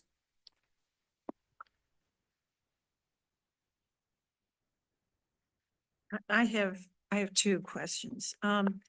Looking at the data of enrollment, and historically, it looks like September or August, the beginning of school, and then again in January. What's in place for more students coming in January? Are you lining things up to be prepared for that? I can speak to that directly. So I've been working with World Relief and Karen Pratt, and we've established a district-wide central enrollment process for World Relief that World Relief is on board with. We have a flow chart that World Relief is on board. It's a two-phased enrollment process that is initially centralized to have a school assignment, potential, or it isn't potential, McKinney-Vento paperwork, transportation assignment, all of kind of the nuts and bolts to get that out of the way and support parents with that on a centralized level. And then we'll have an intake meeting at the individual school where we'll be very intentional with resources, where ELL testing, at the secondary level, we would have schedule making, an intake interview with school staff so we can really wrap around our families, have translation services there if needed, and have social workers present to make sure that everything that a family could need would be able to be understood at that time. Also at that time, there's an understanding with World Relief that we could get a list of any and all case managers that the family is working with. So if school staff needs to communicate with World Relief, we would know the correct contact information for the correct case manager for a correct topic, because World Relief has different case managers based on different topics. But based on what we learned at the beginning of the year, we needed a formulated centralized process, and World Relief was a great organization to kind of start that process with. So I feel confident in saying that we're ready for a potential influx in January with that centralized process. World Relief is on board. And I'm confident in saying that this should take a pretty good stress off of our schools, our administrative assistants, and by centralizing that process and only having one intake meeting at a school instead of 4 piecemealed, you do ELL testing, then you have to come back and do this and do that. Hopefully this will take a lot of stress off of our school staff as well. And just to, I have one other question then but to follow up on that. So this process, World Relief isn't the only way a child is a newcomer. So you're working with World Relief. This has helped us to centralize our enrollment, which will help support families and schools. But you don't have to be a World Relief student to have that that kind of support in enrollment. Am I correct? Any student who comes in January who is considered a newcomer doesn't. Maybe I have to make sure I understand. Newcomer is not necessarily a World Relief student, correct? Correct. So, So World Relief and newcomers are not necessarily equal. okay. And we figured since World Relief case managers, we have a mutual understanding that they will reach out to us when they have a family that's coming into D303. That is an agreement that we came to getting it, you know, as much of a leeway of a heads up that we can. We figured we can start with something that we can control. We can control our communication with World Relief. It's not a perfect process. It's not going to encompass all of our newcomers, but it's somewhere. Ideally, this is going to be a process we can extrapolate and support more people and take more stress off of our school systems, but it's somewhere that we can hopefully confidently say it's a bulk of students that are going to be coming in. I'd like to see this grow and see it become something bigger that can take, you know, continued stress off of our schools. But I'm confident in this system and its ability to grow into something bigger. Can I just like add to that? Cause I think that question is, we had some conversation about how do we spread it?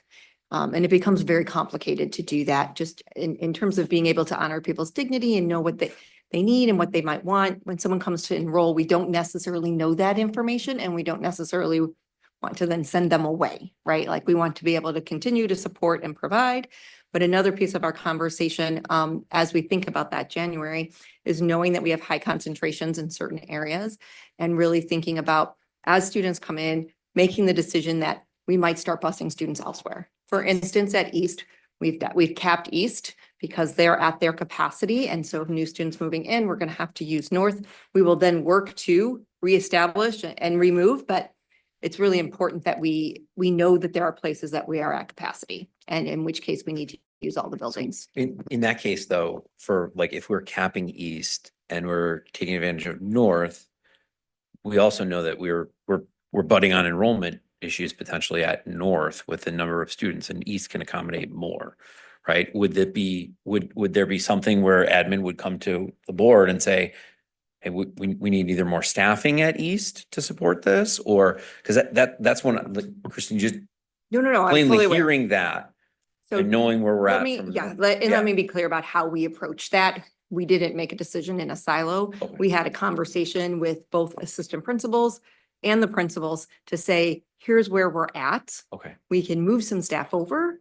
And we talked about all the options Okay. available to us. got it. And then we had them run some schedules to make sure that there was room. Okay.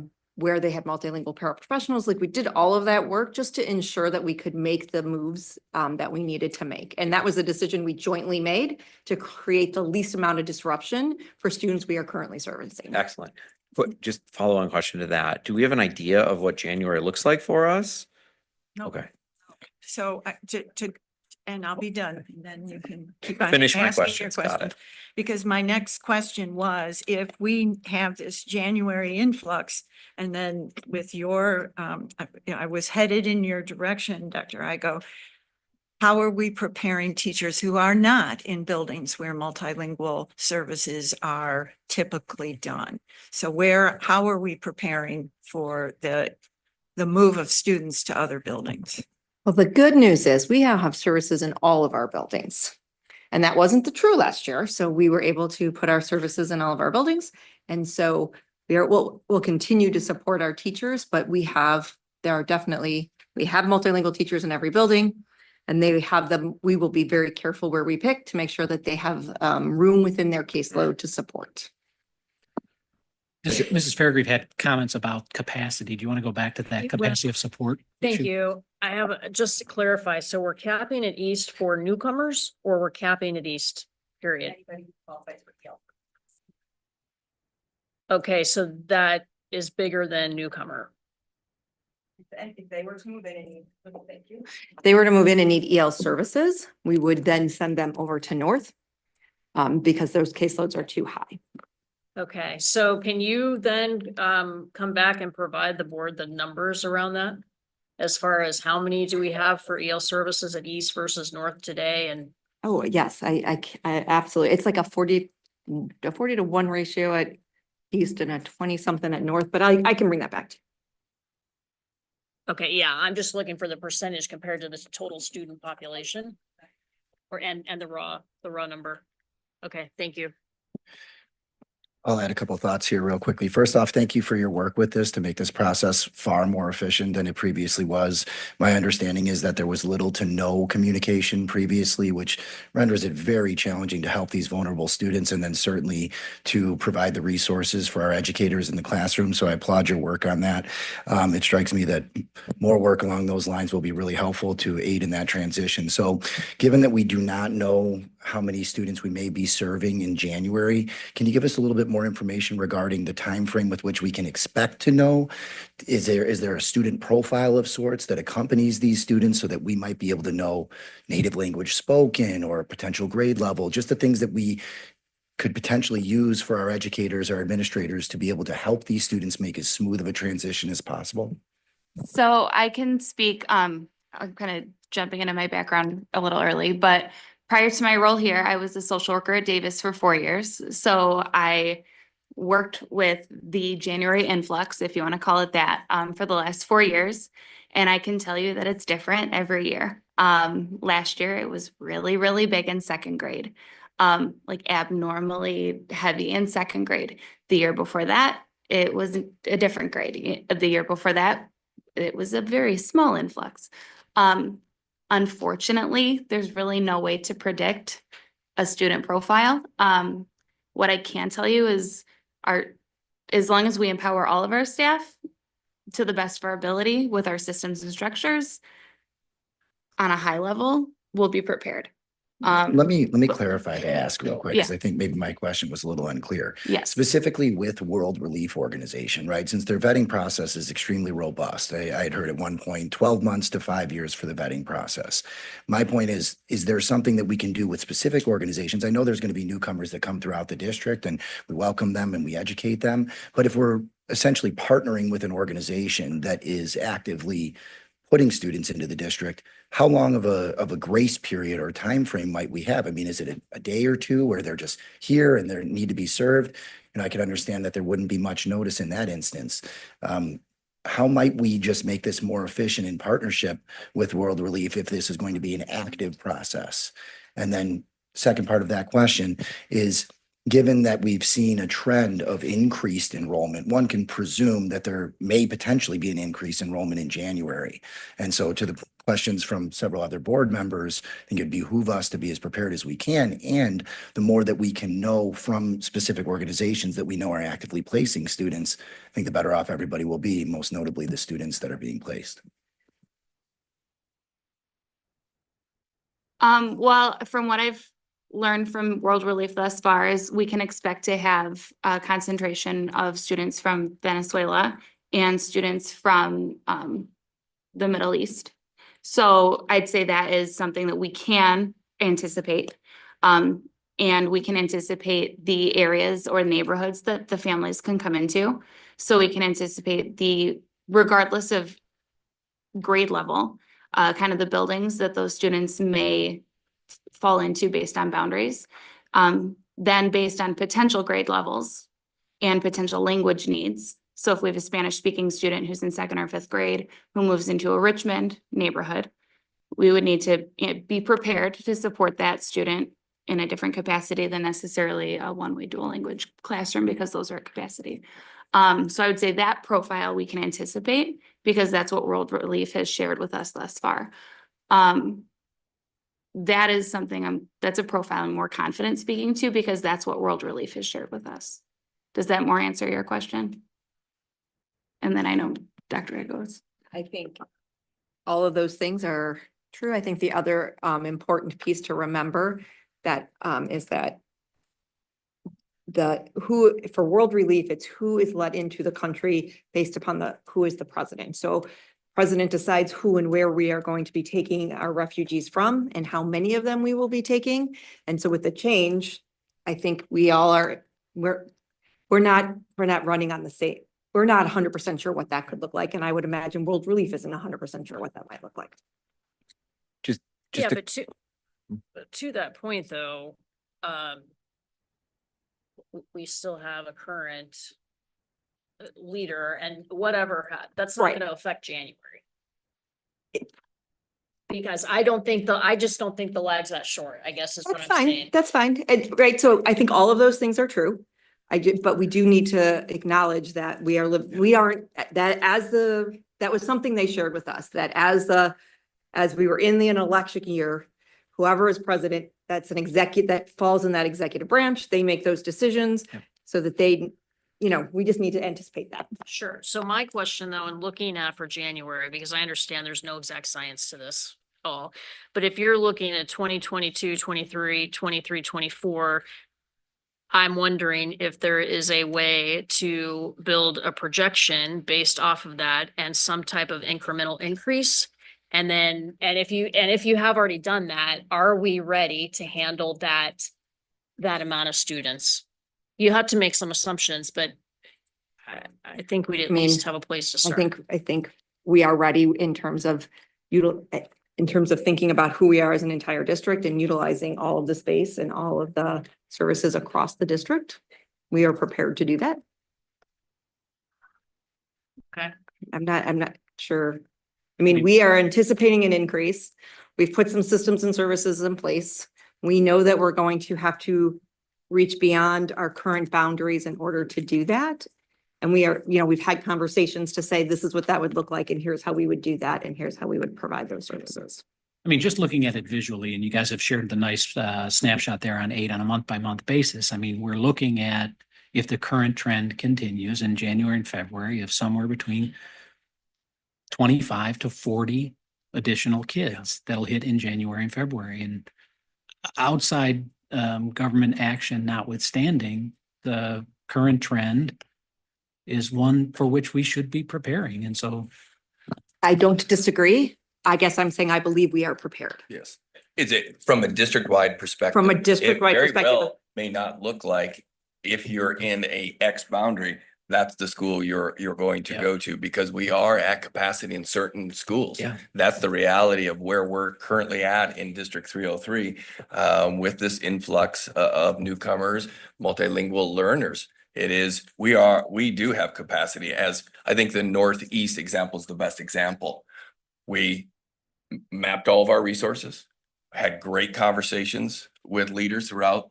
How do we best support young people? How do we ensure students who are already in a class that does not become even more heavily or the enrollment goes up in those classrooms, and making those decisions to ensure that our students are going to get the best education possible throughout D303. That's a really important lever for us in utilizing our resources as effectively as possible. And as we continue to go down this road, and as we continue to grapple with these numbers, what does this year end up? As we start budgeting for the next cycle, which is already in process, it's a piece that we have to think about.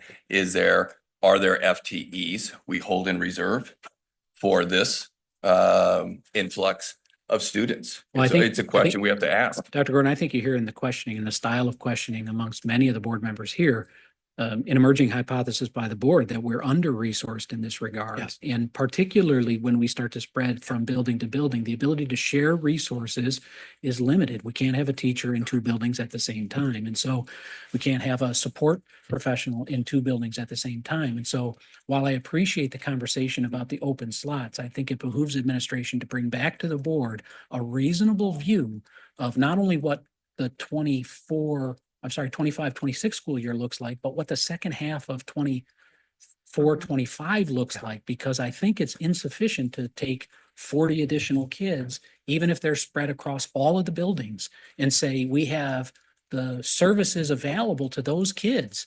And so I would expect a very quick report back to the board. You hear the questions, you hear the issue associated with resource allocation. And I think that emerging hypothesis of we're not yet convinced of your assertion, and I appreciate it and I'm comforted by it. At the same time, I suspect there's some resource requirements. I would agree. I would agree with that wholeheartedly.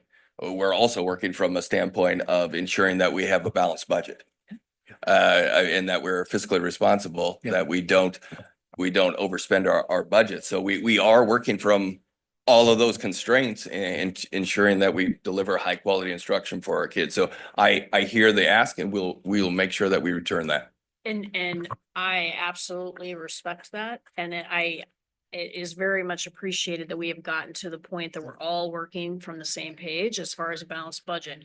The caveat I would put to that, though, is if you're looking at everything and you can see that we don't have the funding allocated to have even a sufficient coverage, not only for our multilingual, but for our existing, the rest English speaking population, then we would ask that you would come back to the Absolutely. board, in my view, and then we need to make some decisions. I hear you. Thank you for that clarity. I'm not gonna, just wanted to finish my last question that I didn't get to ask. When you're looking at the FTE numbers, my ask is coverage. What coverage do we have for all the 21 languages that are in there? I'm going to be very honest with you. Yeah. We're not going to have coverage for 21 I languages. understand. I just want to be But clean. I understand. Okay. And that's where too, especially with those enrollment numbers with all the 21 languages, like I think that's an important part of the picture to come back to the board as far as where we have gaps. Does that make sense? And maybe Dr. Igo, it's more talking about sheltered instruction. Yeah, it's fine. Our PSYOP, and what does that look Yes. like when It's fine. we're Yeah. supporting young people with multiple languages? Because yes, It our looks different. limit, it's a pretty small Yes. ability to do that. So, but we can talk about that. How do we support students across all languages, and what does that look like? Thank you. So I just want, I want to clarify, because we've had increases in January, not necessarily newcomers, but kids who move around. We have had bilingual education, multilingual education, shelter, or I'm not sure we've had shelter, but ESL services all along. Our numbers have increased mainly because of World Relief, I do believe, but a newcomer and a multilingual student can be the same person. And once that newcomer label is gone, that child may still need multilingual services. So I think I think that this is opening the board up to discussion about how do we service multilingual learners the best we can, and that we now are seeing there are trends that have been in, I remember that often between November and January enrollment goes down, and then January enrollment goes up. This has been around for a long time, and D303 is focusing now vigorously to how do we support multilingual learners so that they will be successful when they walk in the door and when they're with us for as long as they are. So that's my little preachy. Well, the good news, Mrs. McCabe, is that we have a conversation, I think, on the December agenda for a discussion of the multilingual plan and specifically the Spanish language student plan. So those will overlap well. Can I just ask for one thing, and maybe this is already the plan for that discussion? When you're coming back to the board with numbers of FTE or specifics about how we're covering this financially, could you also include the numbers for what is covered for grants?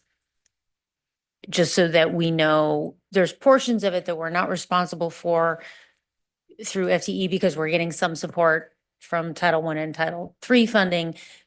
Can you show that to us? And so Sure, we You know can what I'm show you trying to how say? that lays out. So when we ever Thank you. rebuild the budget, we work from the place of, we start with our grant money, we spend that first, and then we move to LEA funds.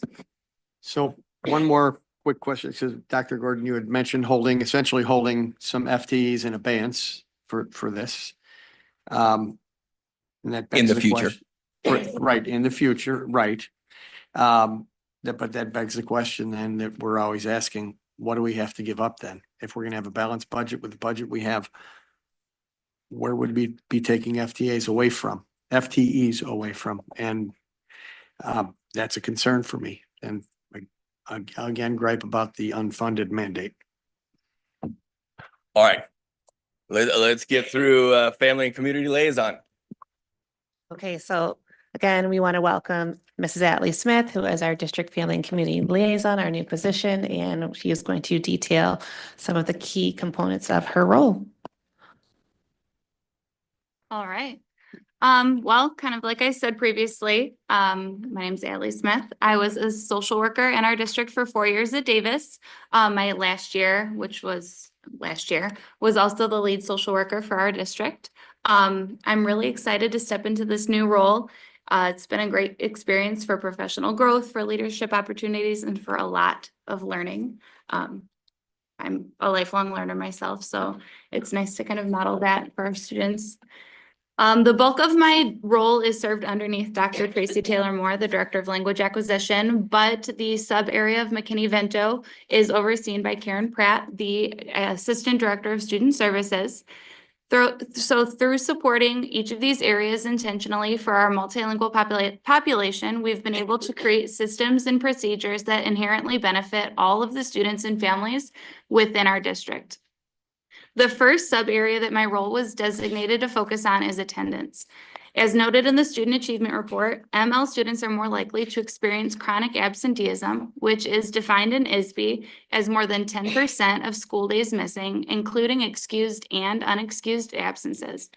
Chronic absenteeism is something that impacts a large number of D303 students, and the data analysis that we've engaged in and the procedures that we've been able to formulate have begun to move us towards the 95% attendance rate goal within our strategic plan and success indicators. ISB charges school districts with having multiple layers of interventions to wrap around their students with proactive attendance supports. Another aspect of my role is integrating sociocultural supports that help ML families navigate their local community, access resources, and remove barriers. This can include providing connections to social services and community supports. Establishing and maintaining community partnerships benefit all of our students, not just students who are in need. All students benefit from connections that enhance mentorship and volunteer opportunities, as well as connections that result in grants and donations. The third area that my role focuses on is McKinney-Vento support. Multilingual learners are more likely to qualify under McKinney-Vento eligibility as noted in our SAR, and therefore part of my role is supporting McKinney-Vento eligibility or the McKinney-Vento eligible population at large in our district. And the final major sub area of my job description is ML family engagement. ML families benefit from supporting and navigating the American education system and experience, as well as the structures within D303, as well as part of my job is educating our staff members about how to support ML families and their students. The first, we're going to walk through each of these 4 areas a little bit more in depth to show you the work that we've been engaging in thus far. Mind you that this work all began in August. Some of it began in this summer. I started engaging in a lot more McKinney-Vento work this summer, but the bulk of this began on August 14th. If you look on the left, all parents and guardians in the district were sent this information on the left-hand side during the week after parent-teacher conferences, just to provide a refresher on pre-existing board policy and district absence procedures. The center is an example of thank you letters that parents and guardians have received if their student has demonstrated an improvement in attendance between the attendance blocks, which are roughly 23 to 25 day attendance measurement blocks. And they have dropped off the ISB 10% or more threshold of monitoring for chronic absenteeism support. We acknowledge the effort that parents put into getting their students to school, and we feel it's really important to thank parents and guardians for their part in getting their children here. The right is an example of the Block 2 or Quarter 1 attendance coaching letter that a parent or guardian could have received if their student missed 10% or more of the time spanning between midterm and the end of Quarter 1. Using this timeframe has provided schools frequent check-ins with families and the increased ability to provide proactive support, allowing for higher levels of wraparound services earlier in the year. This aims to reduce overall levels of chronic absenteeism and create consistent administrative procedures from EC to high school. Many times, school staff don't know about changes in a student life until absences begin to pile up. I saw this a lot as a social worker at Davis, and I've seen it in a lot of my coworkers through anecdotal stories. However, if we're able to notice absence patterns earlier, we're able to provide proactive supports with any possible needs that a student or family might have. Through my support of the ML population, we've been able to formulate some procedures that have benefited all of our learners in the district, not just our ML families. Looking forward at next steps with attendance, we will continue to work with the absenteeism committee that I work with to formulate EC through 12 through lines of attendance administrative procedures to provide further guidance with D303 families and staff. We intend to collaborate with groups of high school students at both East, North, and Compass and their parents to hear their thoughts about attendance, achievement, and belonging. This will allow us to align with programming and future district attendance initiatives with what matters most to various groups of students and their parents, so we can be intentional about decision-making and where to align our effort. Finally, we want to continue our attendance letters as aligned with ISB's guidance and provide resources and education to families to lessen the barriers that might be in the way of getting their students to school. The next part of my job I want to dive into is community connections. This is a part of my job that I take a lot of excitement and pride in as a social worker. My role has served as is serving as a point person of contact for the greater St. Charles community within our district. I field donation requests and general questions about the needs of our students and school communities in a consistent way. I noticed as a social worker in our district, sometimes different entities in our community were getting different answers about needs depending on what school they called. And my role has been able to provide a consistent answer, no matter what, school or population the business is calling about. Since I work alongside teams at all different schools, I hear about programs and initiatives that are new and happening within the moment. And I'm able to link these celebrations within our community and tell our communications department, like Janelle and Dylan and Scott, so that we can share these experiences and achievements and moments of celebration and community connection with the rest of our district family and our greater St. Charles community. A large part of my role is also working with community businesses and local entities to garner support, donations, and write grant applications to have funds and resources to pull from when students are in emergent need.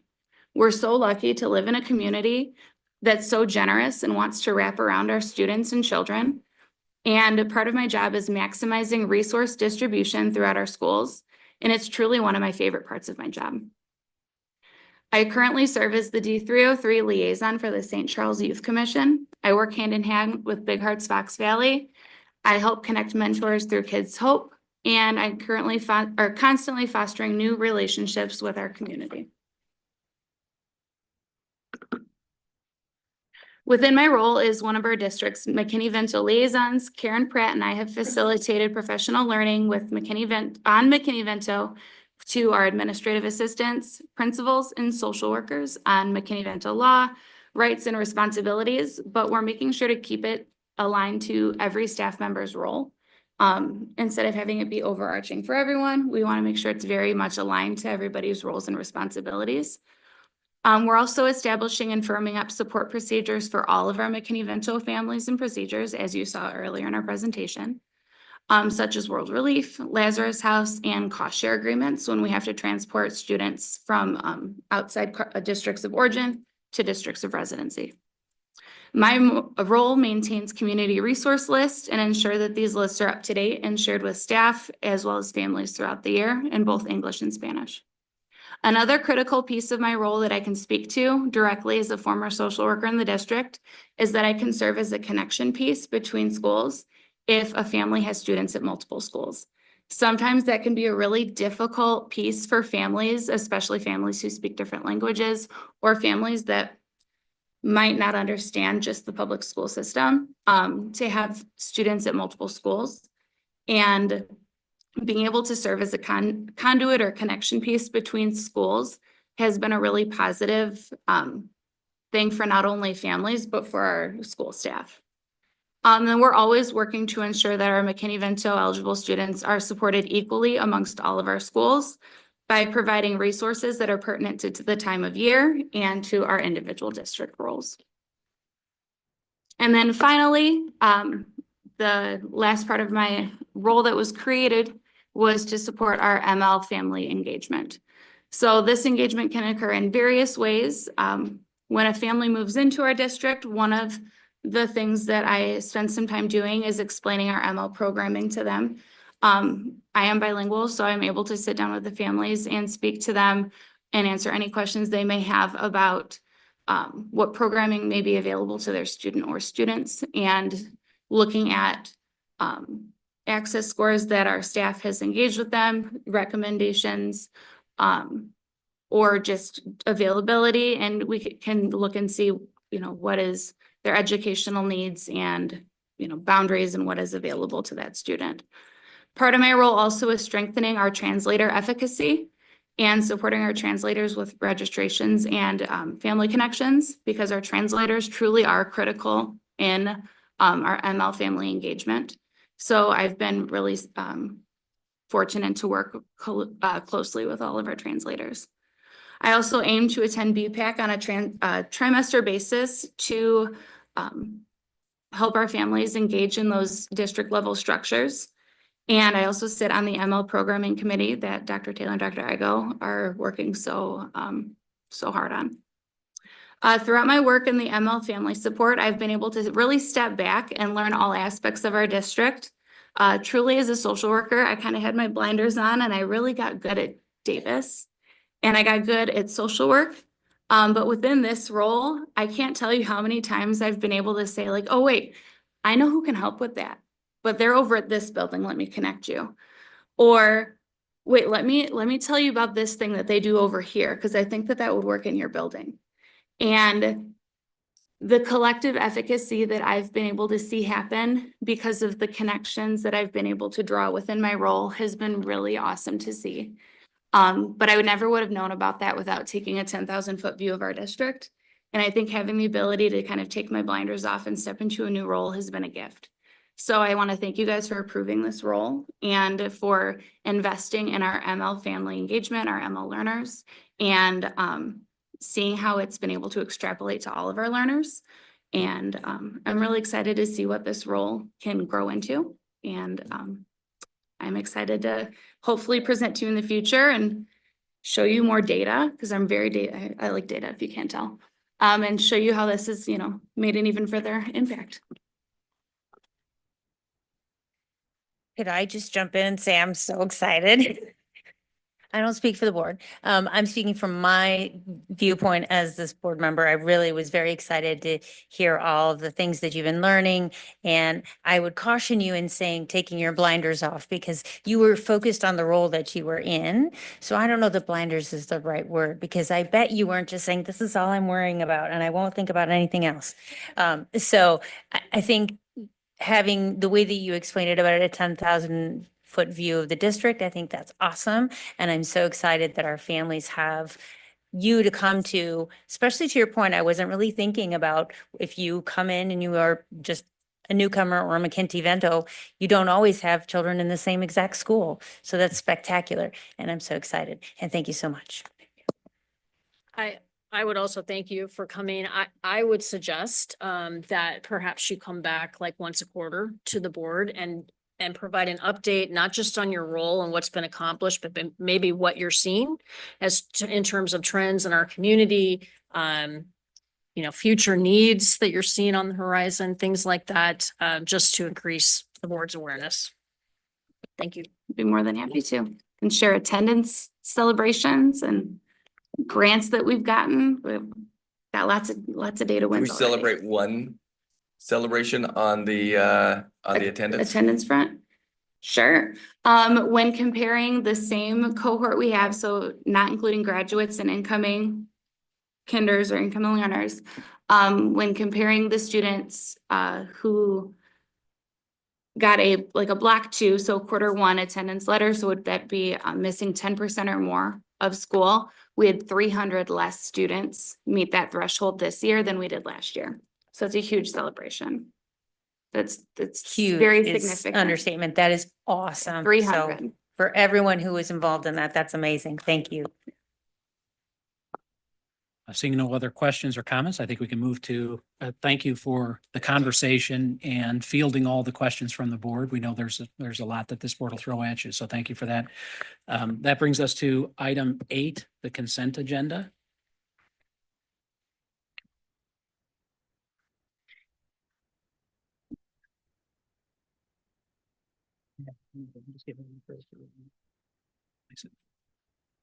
Can I have a motion to approve the consent agenda items 8A through 8N? So moved. Second. Thank you, Mr. McNally and Mr. Lentz. Ms. Marsan, please take the roll. Oh, pardon me. Hold that. Is there any discussion? Seeing none, please take the roll. Mrs. Bell, Yes. Mrs. Fairgrave, Yes. Mr. Kuschert, Yes. Mr. Lentz, Yes. Mrs. McCabe, Yes. Mr. McNally, Yes. Mr. Lackner. Yes. The motion passes 7-0. That brings us to item 9 on the agenda for action. 9A is the veterinary assistant program. Can I have a motion to add the veterinary assistant program pathway to the course offering book starting with the 25-26 school year? So moved. Second. Thank you, Mr. McNally and Mr. Lentz, for the first and the seconds. Is there any discussion? We're having a presentation, right? Not necessarily.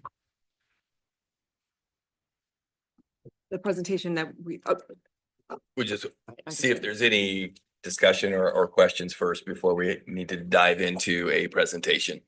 So Dr. Igo, I can't recall if I asked this question previously, so excuse me if I'm having you repeat yourself, but are there prerequisites or certain proficiency levels that will be necessary to enter this program in theory?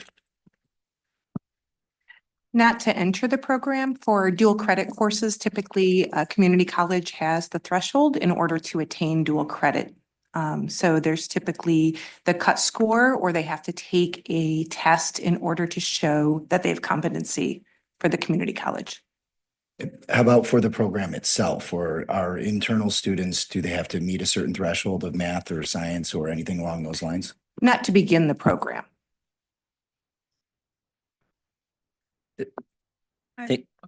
Go ahead, Becky.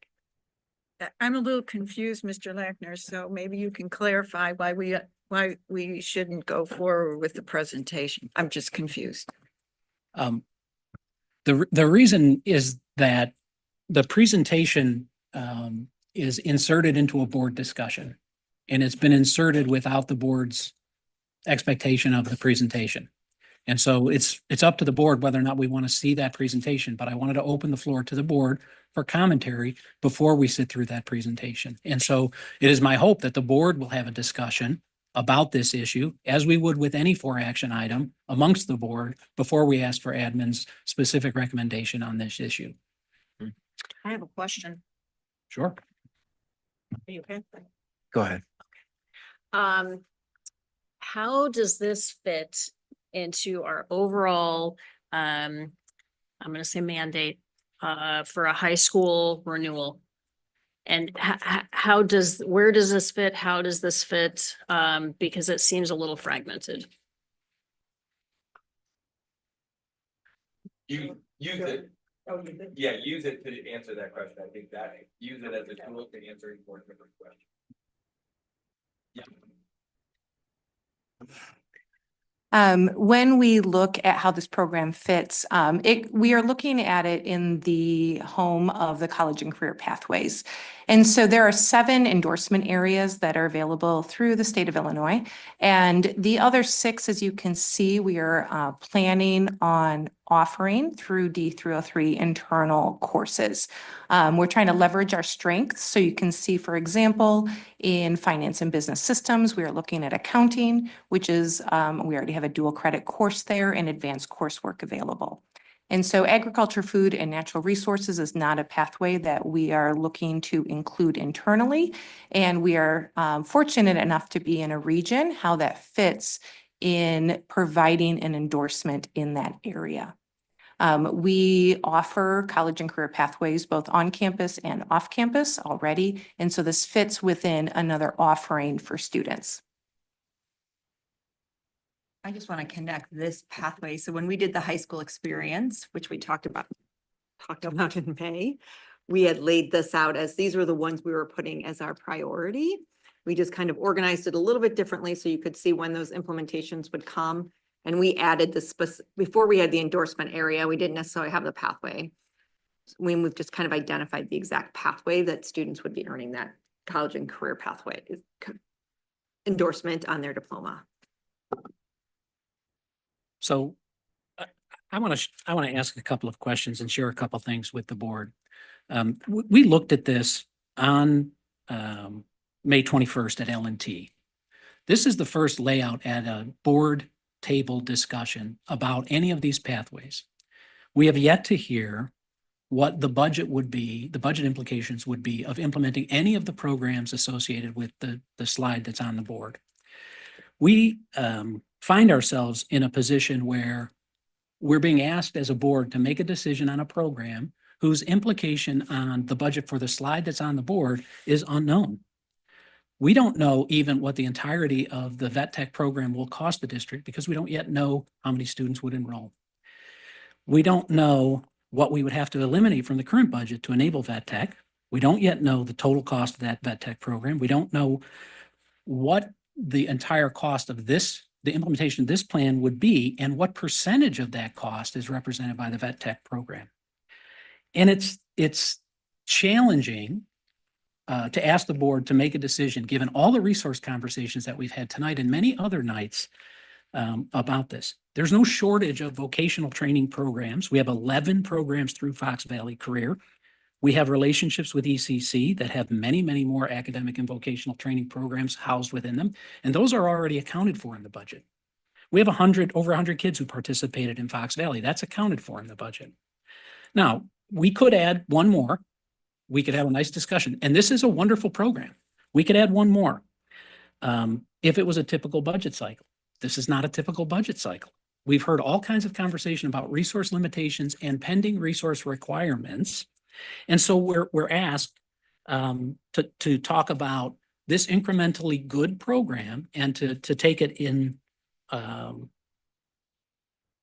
stride as one more good thing that we would do. But the challenge is, and the challenge in the whole phrase and the whole conversation of taking this to action is that we don't know where this fits in the rest of the high school renewal program that we ask admin to bring us a recommendation for. And so without those questions, you know, it's one thing becomes really clear in the earlier conversations today and in the budget conversations as a whole. There are no spare dollars.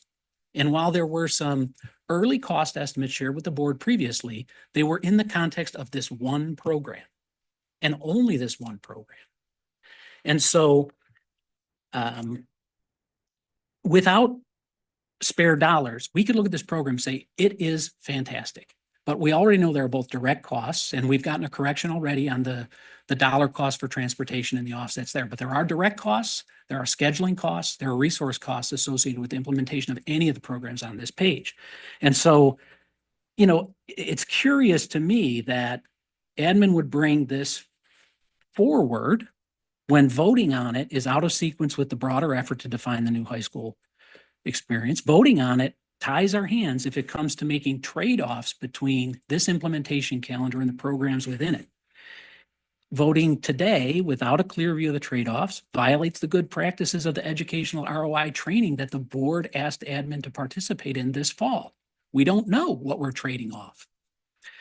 If we vote on it today with so little information, we have that unintended budget creep of one more really good thing that's now a line item in the budget that will have to extract some other line item from the budget because the budget is fixed. And so for these reasons, I move that we refer this agenda item 9A back to the L&T committee with instruction that it be considered along with the other administration recommendations that support and come with the updated version of this new high school experience. Second. I have a second. Is there any conversation on the amendment to, or the motion to move this back to L&T? Well, I have more commentary. Where does it fit here, or do we have to talk about the motion? I think we have to talk about the motion first. Now it's been made and seconded. Well, I think there's an opportunity for discussion related to the motion, and then we vote, right? That is correct. I'm going to make it so that it fits into the motion. How's that? Because there are also, I see two other programs that are here and are intended to be implemented next fall. Mr. Lackner, you're very articulate. You have influenced my thinking many times. And I too would agree with you. Here's the difficulty that I have with anything that we do. We have this timeline called August to May, and we can't stop the school system to work on the things we need to work on so it's ready for the next school year. And in terms of high school, I never understood this as an elementary person. In terms of high school, everything has to be done by January because you have to put it in the course book so kids can register. So we know how many FTE we need in August. As an elementary person, that isn't the conversation that happens in December. We still have 2 more quarters to deal with. So are you suggesting therefore that we would take all 3 things that are intended to be implemented next year and postpone it and because that means we have to recognize that anything that comes to us for high school must be decided early enough so that it can fit into 1, the budget, and 2, registration. And maybe it's my naivete as an elementary person, but it is a frustrating part of the work that I feel district has to do. Yeah, I think there's always a challenge associated with budget and annual planning and the disconnect of our fiscal year and the school year. These are persistent challenges. At the same time, the board was clear in that April meeting to ask for a comprehensive view of the new high school experience. And so the reason that I'm pushing this and willing to push back any of these implementation plans, this is the first time the board's seen any schedule of implementation and it's absent cost. We cannot make these kinds of changes of this magnitude without some estimate associated with the cost of such program or understanding the incremental or individual costs of the component parts. And so I say, yes, I understand that there's a cost in time and an opportunity cost. On the other hand, there's an opportunity cost associated with signing up for a program, raising or allowing kids to enroll in it, and then facing the dilemma of, do we commit to now a 4-year cost burden so that those kids can complete the program? Or do we think a little longer about what the entirety of that high school program goes? And that's where that's why I make the motion. I will probably vote no on this. I just want it clear to the board that decisions we make, and I don't know, maybe Dr. Gordon and Dr. Igo can figure out how do we get to what we want in the timeliness that we are asking for. I'm not suggesting, I want it really clear that by not deciding something means we delay a full school year. I will stipulate that it is clear to me prior to making the motion that a delay from today and the tying of this particular program to the entirety of the new high school experience revelation that will come in the future from administration means that this program will be unavailable to students in the 25-26 school year. I completely know, and I make the motion knowing such. And just to clarify that, are we talking therefore that there will not be an accounting or an engineering new class for the next school year? You know, that's a fair question and one that I can't answer. And the reason, Mrs. McCabe, that I can't answer is this is the first time we've seen the calendar for the implementation, and we've seen no resource ask associated with it.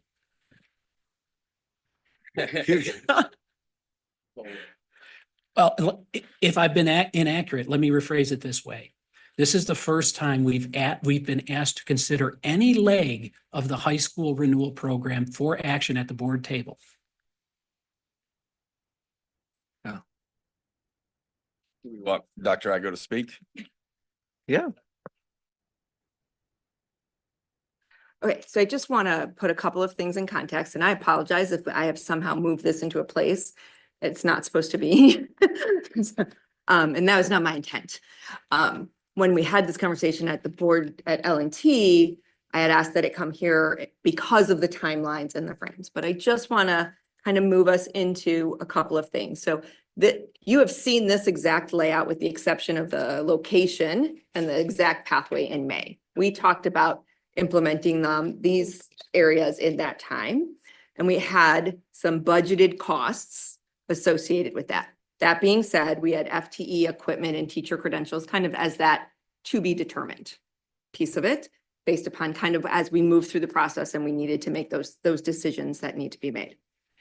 When we look at what we have on the board and what will be done in the next 3 years, we don't anticipate additional costs with those because it's really about reorganizing what we currently have to work.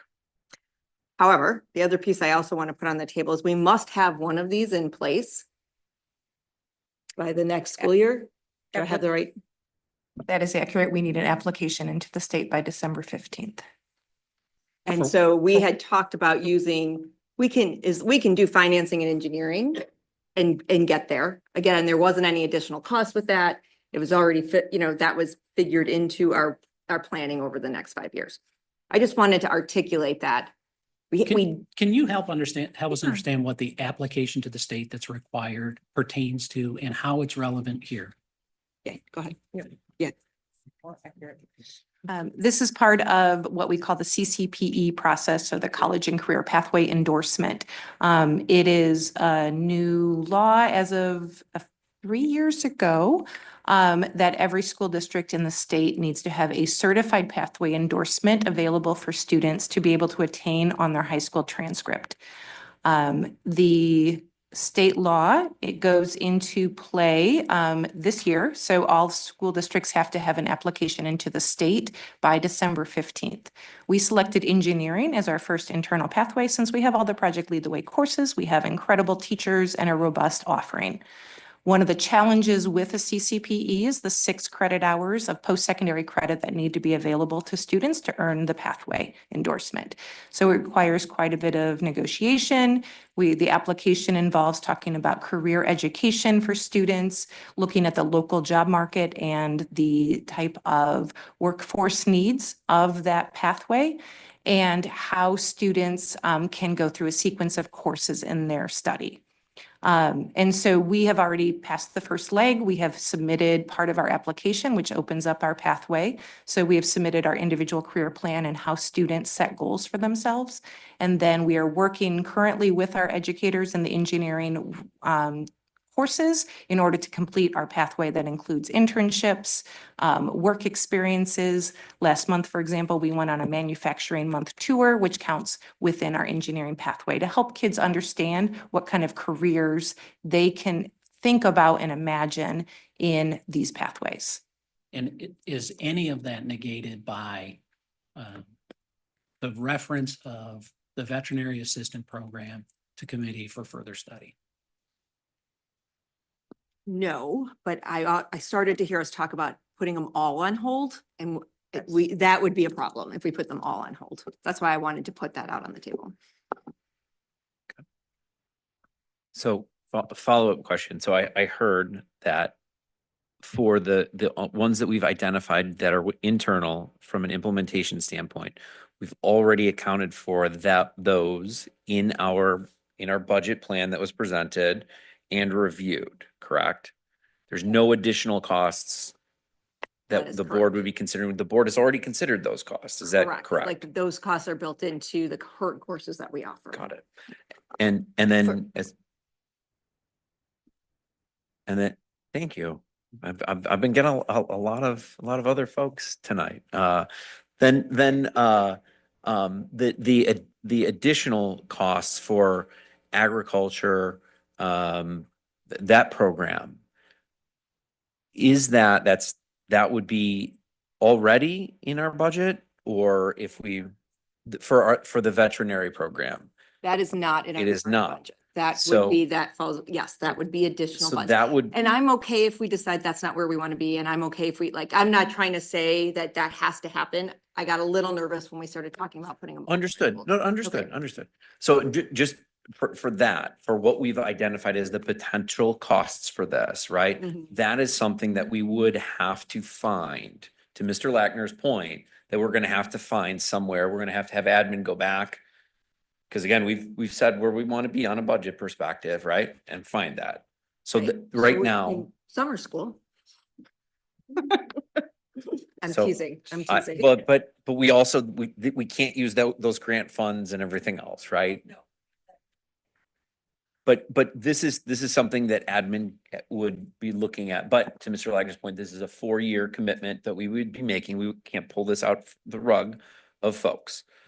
There's also, I'm also hearing just to, again, reconfirm for myself, the application process that we've started with the state is not dependent on the veterinary program. It doesn't give us a leg up. It doesn't do anything else. We can continue that pathway. That's already submitted. We're going with that process. Right, the first part of it is submitted and we're working on the rest of it, Okay. yes. Got it. Okay.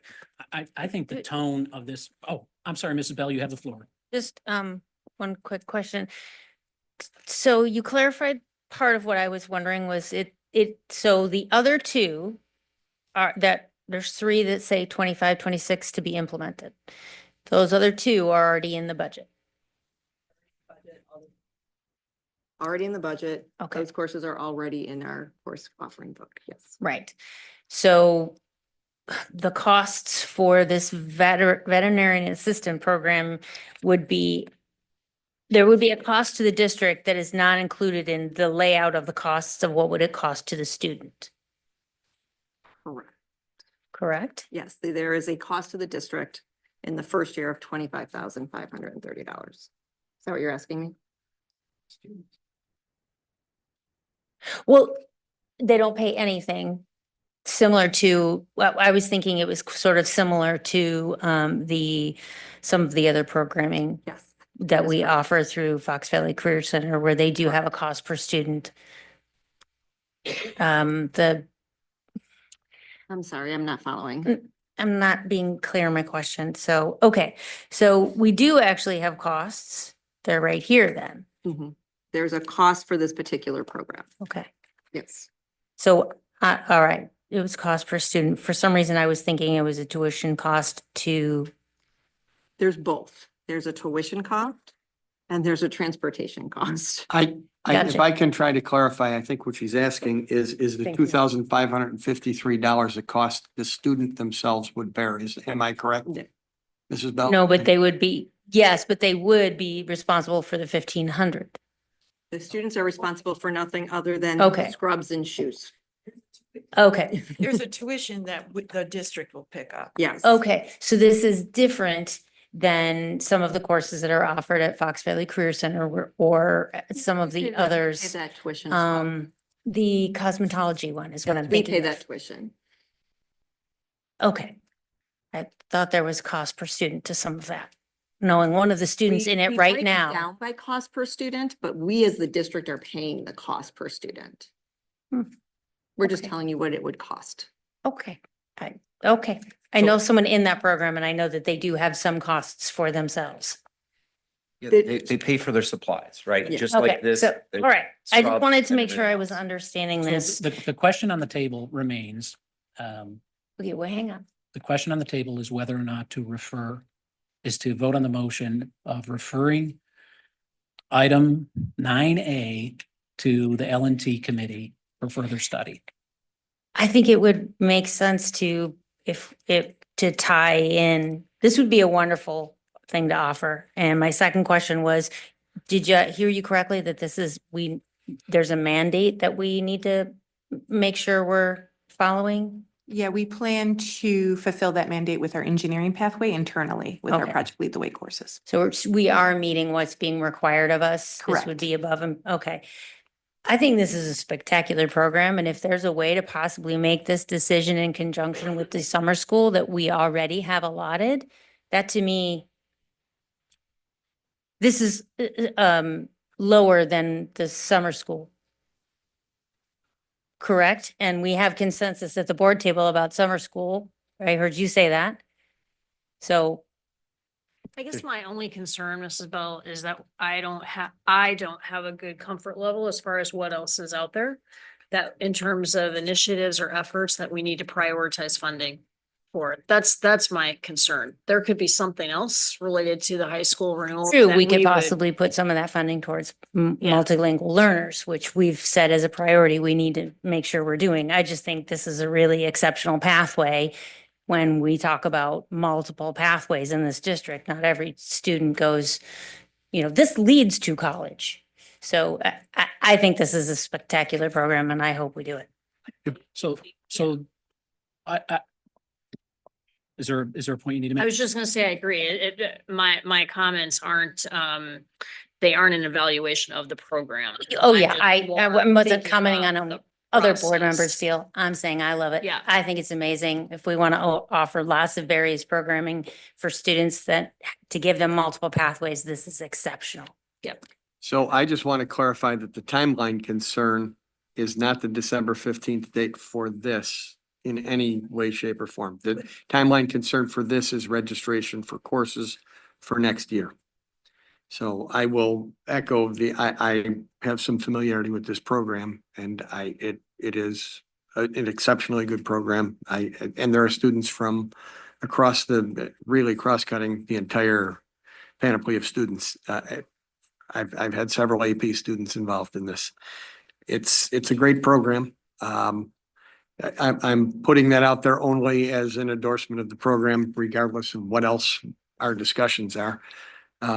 It's something I would like us to look at for implementation simply because I know the quality of the program itself and I would vouch for that. And I would tie to that, I too see that this is as you've all said, a great program. I also agree with Mrs. Fairgrave. I want to see the whole thing because I don't want to commit to a 4-year thing that we can't afford and we mess up kids. I want to go back to the motion because you said 9A or whatever, which means the entire.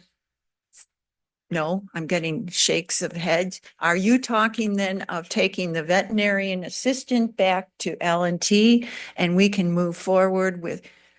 Because I've heard the item. Yeah, very specifically, to be clear, I have made a motion to refer. Thank you. Item 9A and 9A alone back to L&T. None of the other elements on this page have been brought to the table for board action. None of the other things that are displayed here. Only 9A has been brought for action. Okay, thank you. The for motion clarifying. is, shall we refer 9A back to the L&T committee? Table this motion for now and refer it back for further information. That's exactly right. So can Ms. Marsan, can you take the roll on the motion? Yes, Mrs. Fairgrave, Yes. Mr. Kuschert, Yes. Mr. Lentz, Yes. Mrs. McCabe, Yes. Mr. McNally. Yes. Mrs. Bell, Yes. Mr. Lackner. Yes. The item 9A is then referred back to L&T on a 7-0 vote.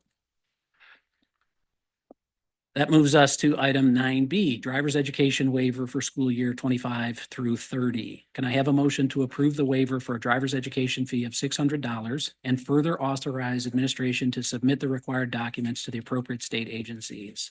So moved. Second. Thank you, Mr. Lentz and Mr. Kuschert. Ms. Marsan, please take the roll. Mr. Kuschert, Yes. One of these days, I'm going to remember that discussion point. Before we take the roll, please hold that.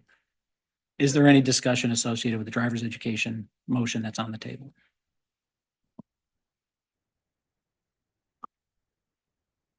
Mr. Kuschert, one more time. Still yes. Thank you. Mr. Lentz, Yes. Mrs. McCabe, Yes. Mr. McNally, Yes. Mrs. Bell, Yes. Mrs. Fairgrave, Yes. Mr. Lackner. Yes. That brings us to item 9C, and hopefully I'll get the process right this time. Can I have a motion to approve the tentative tax levy for 2024? So moved. Second? Thank you, Mr. Lentz and Mrs. McCabe. Is there any discussion? Hearing none, Ms. Marsan, can you please take the roll? Mr. Lentz, Yes. Mrs. McCabe, Yes. Mr. McNally, No. Mrs. Bell, Yes. Mrs. Fairgrave, Yes. Mr. Kuschert, No. Mr. Lackner. Yes. The motion passes 5-2. That brings us to item 9D, decision on the uniform grievance procedure appeal. Can I have a motion to uphold the administrative decision concerning UGP complaint 24-001 and to authorize the board president to work with legal counsel as needed to provide the parties written notice on the board's decision? So moved. Second. Thank you, Mr. Lentz and Mr. Kuschert. Is there any discussion? Hearing none, Ms. Marsan, please take the roll.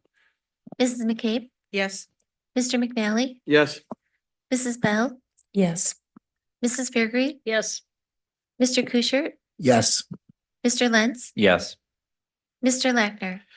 Yes, the motion passes 7-0. That moves us to item 9E, the III registration for board members. Can I have a motion to approve the III registration for board member Kate Bell? So moved. Second. Thank you, Mrs. McCabe and Mrs. Fairgrave. Is there any discussion? Yes. I Yes, would you just have the like to floor. say that I really wish that other board members were joining me because this is a very valuable conference. And this will be my last one. But I just really wish other board members had the time available in their schedule to attend. I have a question as to then, does this make Mrs. Bell our delegate? She is registered as the board's delegate. Okay, thank you. Hearing no other discussion, Ms. Marsan, will you please take the roll? Mr. McNally, Yes. Mrs. Bell, Yes. Mrs. Fairgrave, Yes. Mr. Kuschert, Yes. Mr. Lentz, Yes. Mrs. McCabe, Yes. Mr. Lackner. Yes, the motion passes 7-0. That brings us to item 9F, the IASB Resolution 1 on dual language. Do I have a motion to approve the resolution committee's recommendation to adopt the IASB Resolution 1 dual language? Reminder, if you vote yes on this resolution, you are voting to adopt the dual language resolution. Can I have a motion? So moved, sorry. Second. Thank you, Mrs. McCabe and Mrs. Bell. Is there any discussion? Hearing none. Ms. Marsan, can you take the roll? Mrs. Bell, Yes. Sorry. Yes. thank you. Mrs. Fairgrave, Yes. Mr. Kuschert, Yes. Mr. Lentz, Yes. Mrs. McCabe, Yes.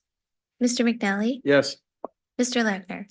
Yes, the motion passes 7-0. That brings us to item 9G, IASB Resolution 2, evidence-based funding authorized charter school funding. Do I have a motion to approve the resolution committee's recommendation to adopt the IASB Resolution 2, EBF authorized charter school funding? If you vote yes on this resolution, you're voting to adopt the EBF authorized charter school funding resolution.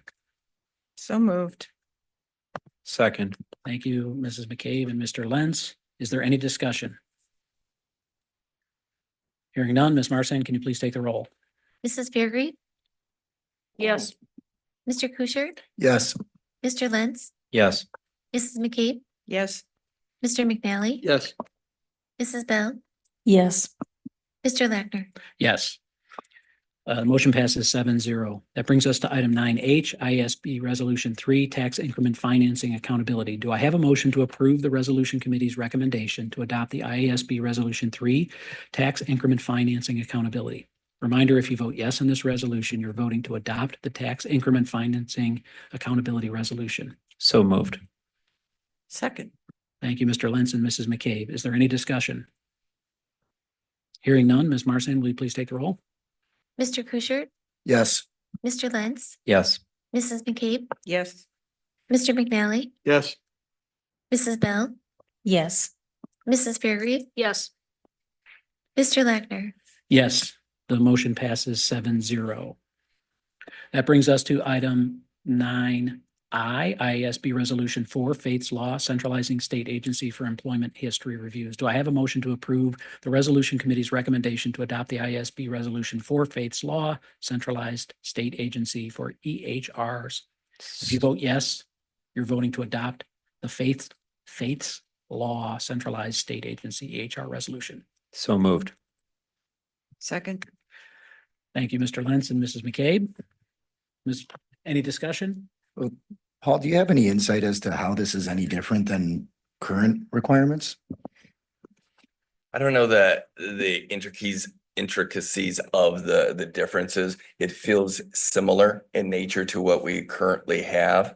But the exact details of what is currently on the books and what is not. But when we had that conversation, we saw the similarities between the two current pieces. And I'm not sure where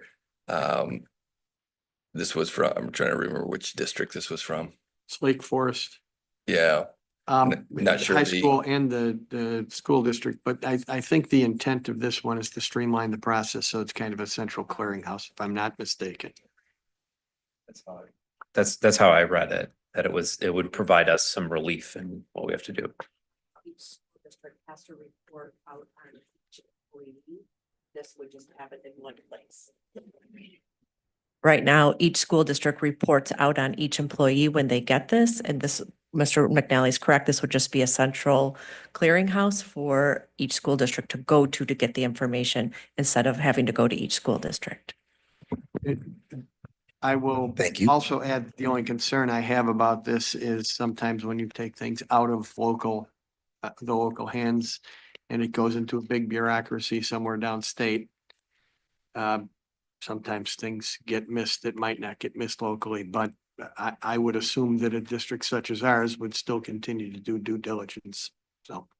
Well, we're not making a decision for what our district does. It's whether I the understand. delegate is advocating and whether or not it passes is. Yeah, and I understand that. What I'm saying is that I would hope that a school district such as ours, and if you're listening, every other one in the state would do their own due diligence and not rely simply on a clearinghouse. And just as a reminder, this is just telling IASB to lobby for it. This is not a legislative decision, so. You know, of course, and If only it worked like this. yeah, no, I understand that, and it provides, I think, perhaps another layer. But I would hope that we don't rely on that other layer. I'm only saying that as a cautionary tale for our district. Thank you for the clarity. Seeing no other discussion, Ms. Marsan, will you please take the roll? Mr. Lentz, Yes. Mrs. McCabe, Yes. Mr. McNally, Yes. Mrs. Bell, Yes. Mrs. Fairgrave, Yes. Mr. Kuschert, Yes. Mr. Lackner. Yes, the motion passes 7-0. That brings us to item 9J. Do I have a motion to approve the Resolution Committee's recommendation to adopt the IASB Resolution 5 on healthcare coverage? Reminder, if you vote yes on this resolution, you're voting to adopt the healthcare coverage resolution. So moved. Second. Thank you, Mr. Lentz and Mrs. McCabe. Any discussion? Hearing none? Well, actually, the one thing that is of concern to me with this particular one is that as people make application to districts to work, one of the things they make decisions upon is healthcare and disparate healthcare in different places. So And it's a matter of allocation for resources, and I've always been one for local money being allocated locally as that locality see fits. I wouldn't want somebody coming to our district and telling us how we would have to insure people, and I certainly don't want to tell anybody downstate how they have to insure people. Maybe our HR aficionado would be able to weigh in, but what I was reading was that this would allow us to have a larger pool. Oh, okay. This then. is coming from Tuscola, which is a much smaller rural central Illinois district.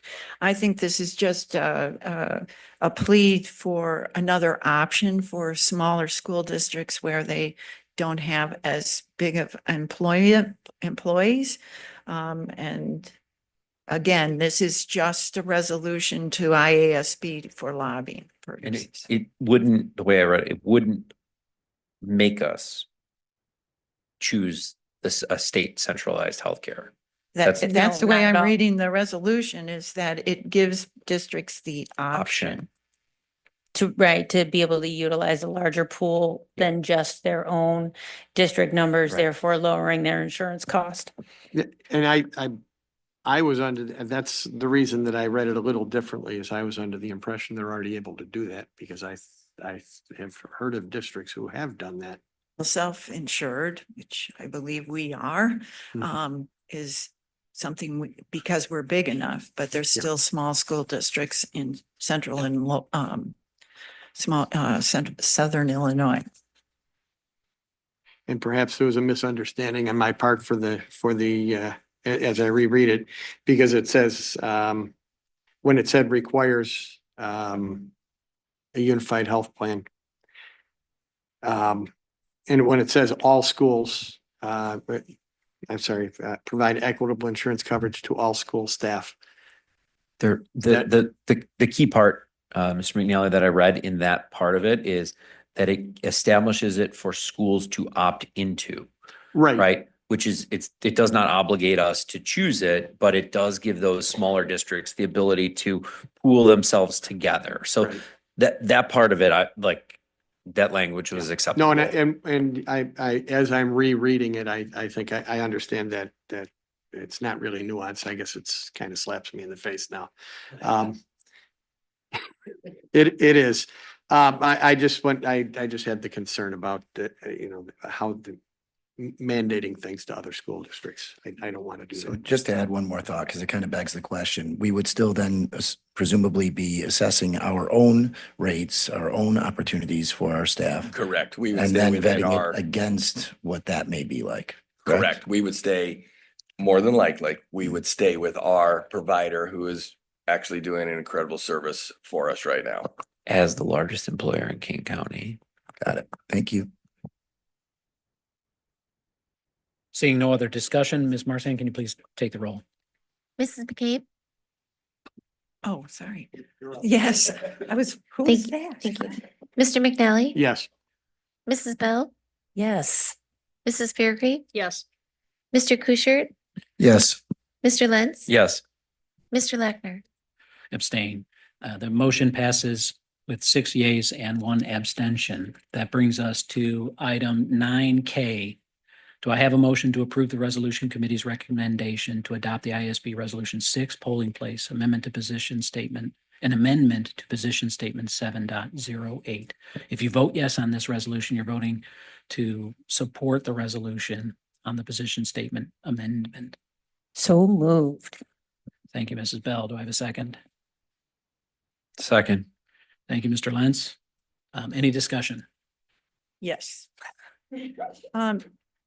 This, as I read this is stating that they're requesting that IASB take the election day holiday and provide the opportunity for districts to stay open.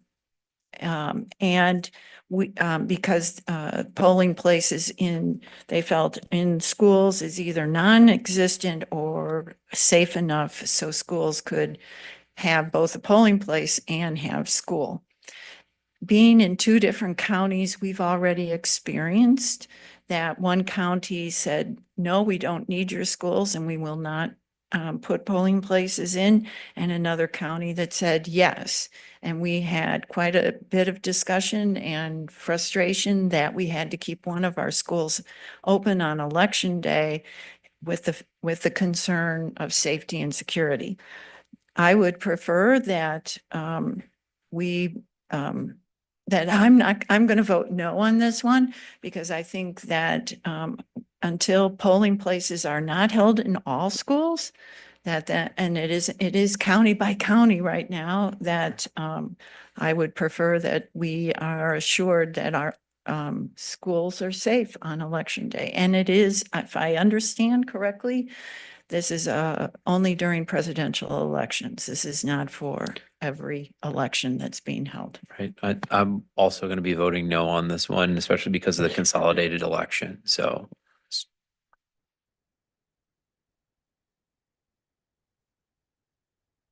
To clarify, would this be at the individual school level that the decision would be made? We are permitted to refuse or accept? Correct. We would be very similar to the situation where what we learned through that process is the school has limited to no ability to influence that.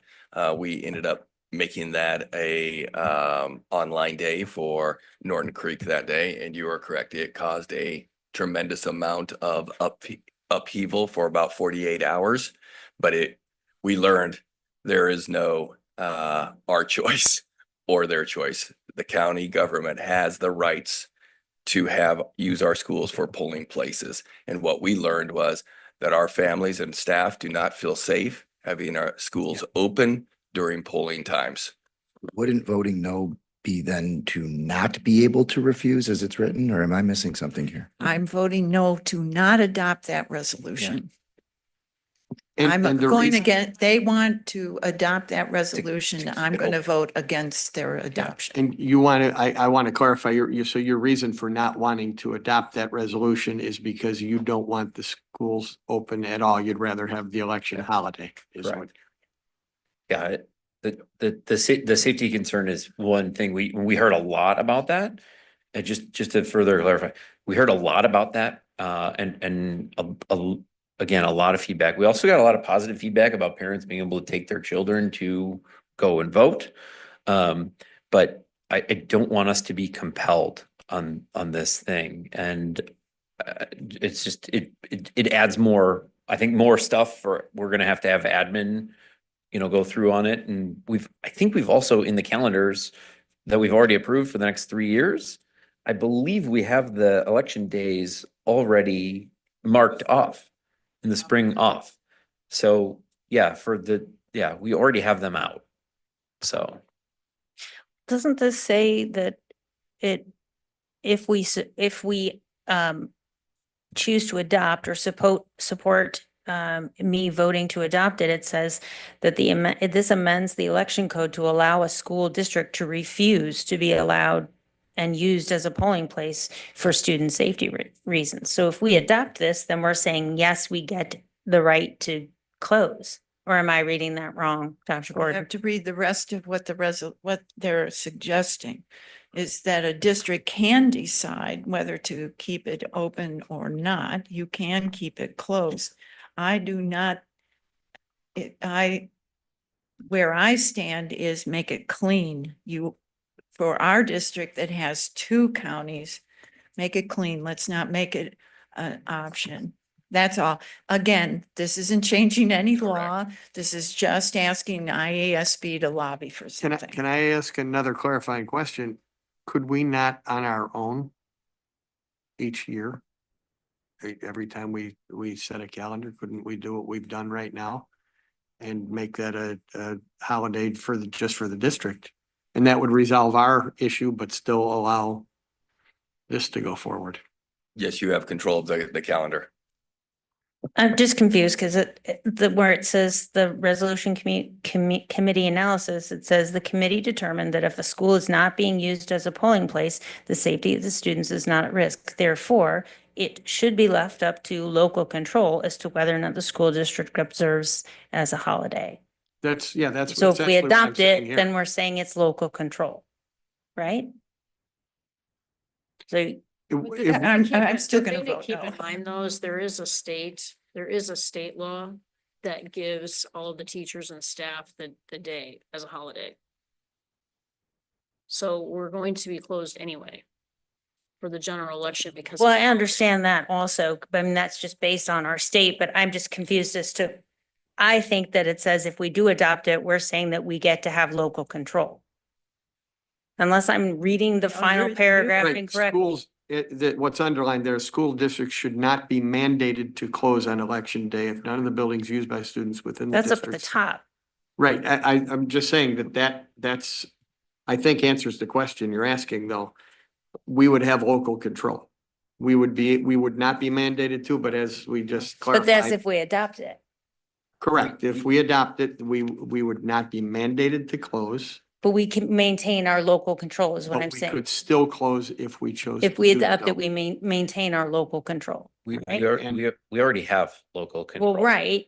We don't need so this is directing them to lobby for this. I don't think this is a valuable thing for them to lobby for. There are other things on this. And for our district, again, the calendar's set for the next, I think, 3 years, right? And we have taken these days off. There's also, as Mr. McNally said, there's the state law. So there's no value in directing our legislative lobbying efforts for this, for our district. Any other commentary? or Well, questions? I don't know that they spend a lot of time lobbying. I think they simply say this is the position statement. I think that's their lobbying. And so, and for that reason, I guess in my view, I'm given that we can set our own calendar, I'm in favor of saying, go ahead and do this. Because we can set our own calendar and resolve our own issue that we clearly did have. Ms. Marsan, can you take the roll? Yes, Mr. McNally, Yes. Mrs. Bell, Yes. Mrs. Fairgrave, No, Mr. Kuschert, No. Mr. Lentz, No. Mrs. McCabe, No. Mr. Lackner. Abstain. The motion passes with a 4-2-1. I had to look, it's getting late. That brings us to item 10 on the agenda for information. Can I just ask a quick question? I'm gonna have, as the delegate, I'll have a list of what I'm supposed to do specific. Thank you. That brings us to item 10 for information. There are 4 items included in the packet that are for information only. They are the D303 financial report, the Mid-Valley financial report, Freedom of Information Act requests, and the district enrollment update. New business, item 11 on the agenda. Do any board members have any new business that they would like to introduce tonight? Hearing none, I'm going to move us to item 12, end of meeting citizen comments.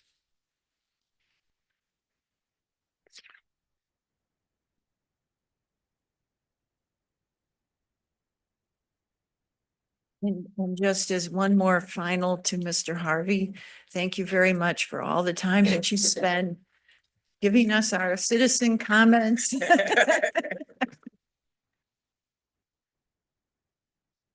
We do have a speaker, Marisol Arellanes.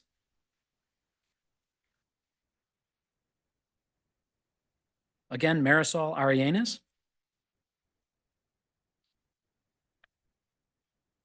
It appears that Ms. Arellanes is no longer here. So we will move to item 13 on the agenda, adjournment. Can I have a motion to adjourn the November 11th 2024 school board meeting? So moved. So moved. Thank you, Mr. Second. Lentz. Second. Thank you, Mr. McNally. Ms. Marsan, can you please take the roll? Mrs. Bell, Yes. Mrs. Fairgrave, yes. Mr. Kuschert, Yes. Mr. Lentz, Yes. Mrs. McCabe, Yes. Mr. McNally, Yes. Mr. Lackner.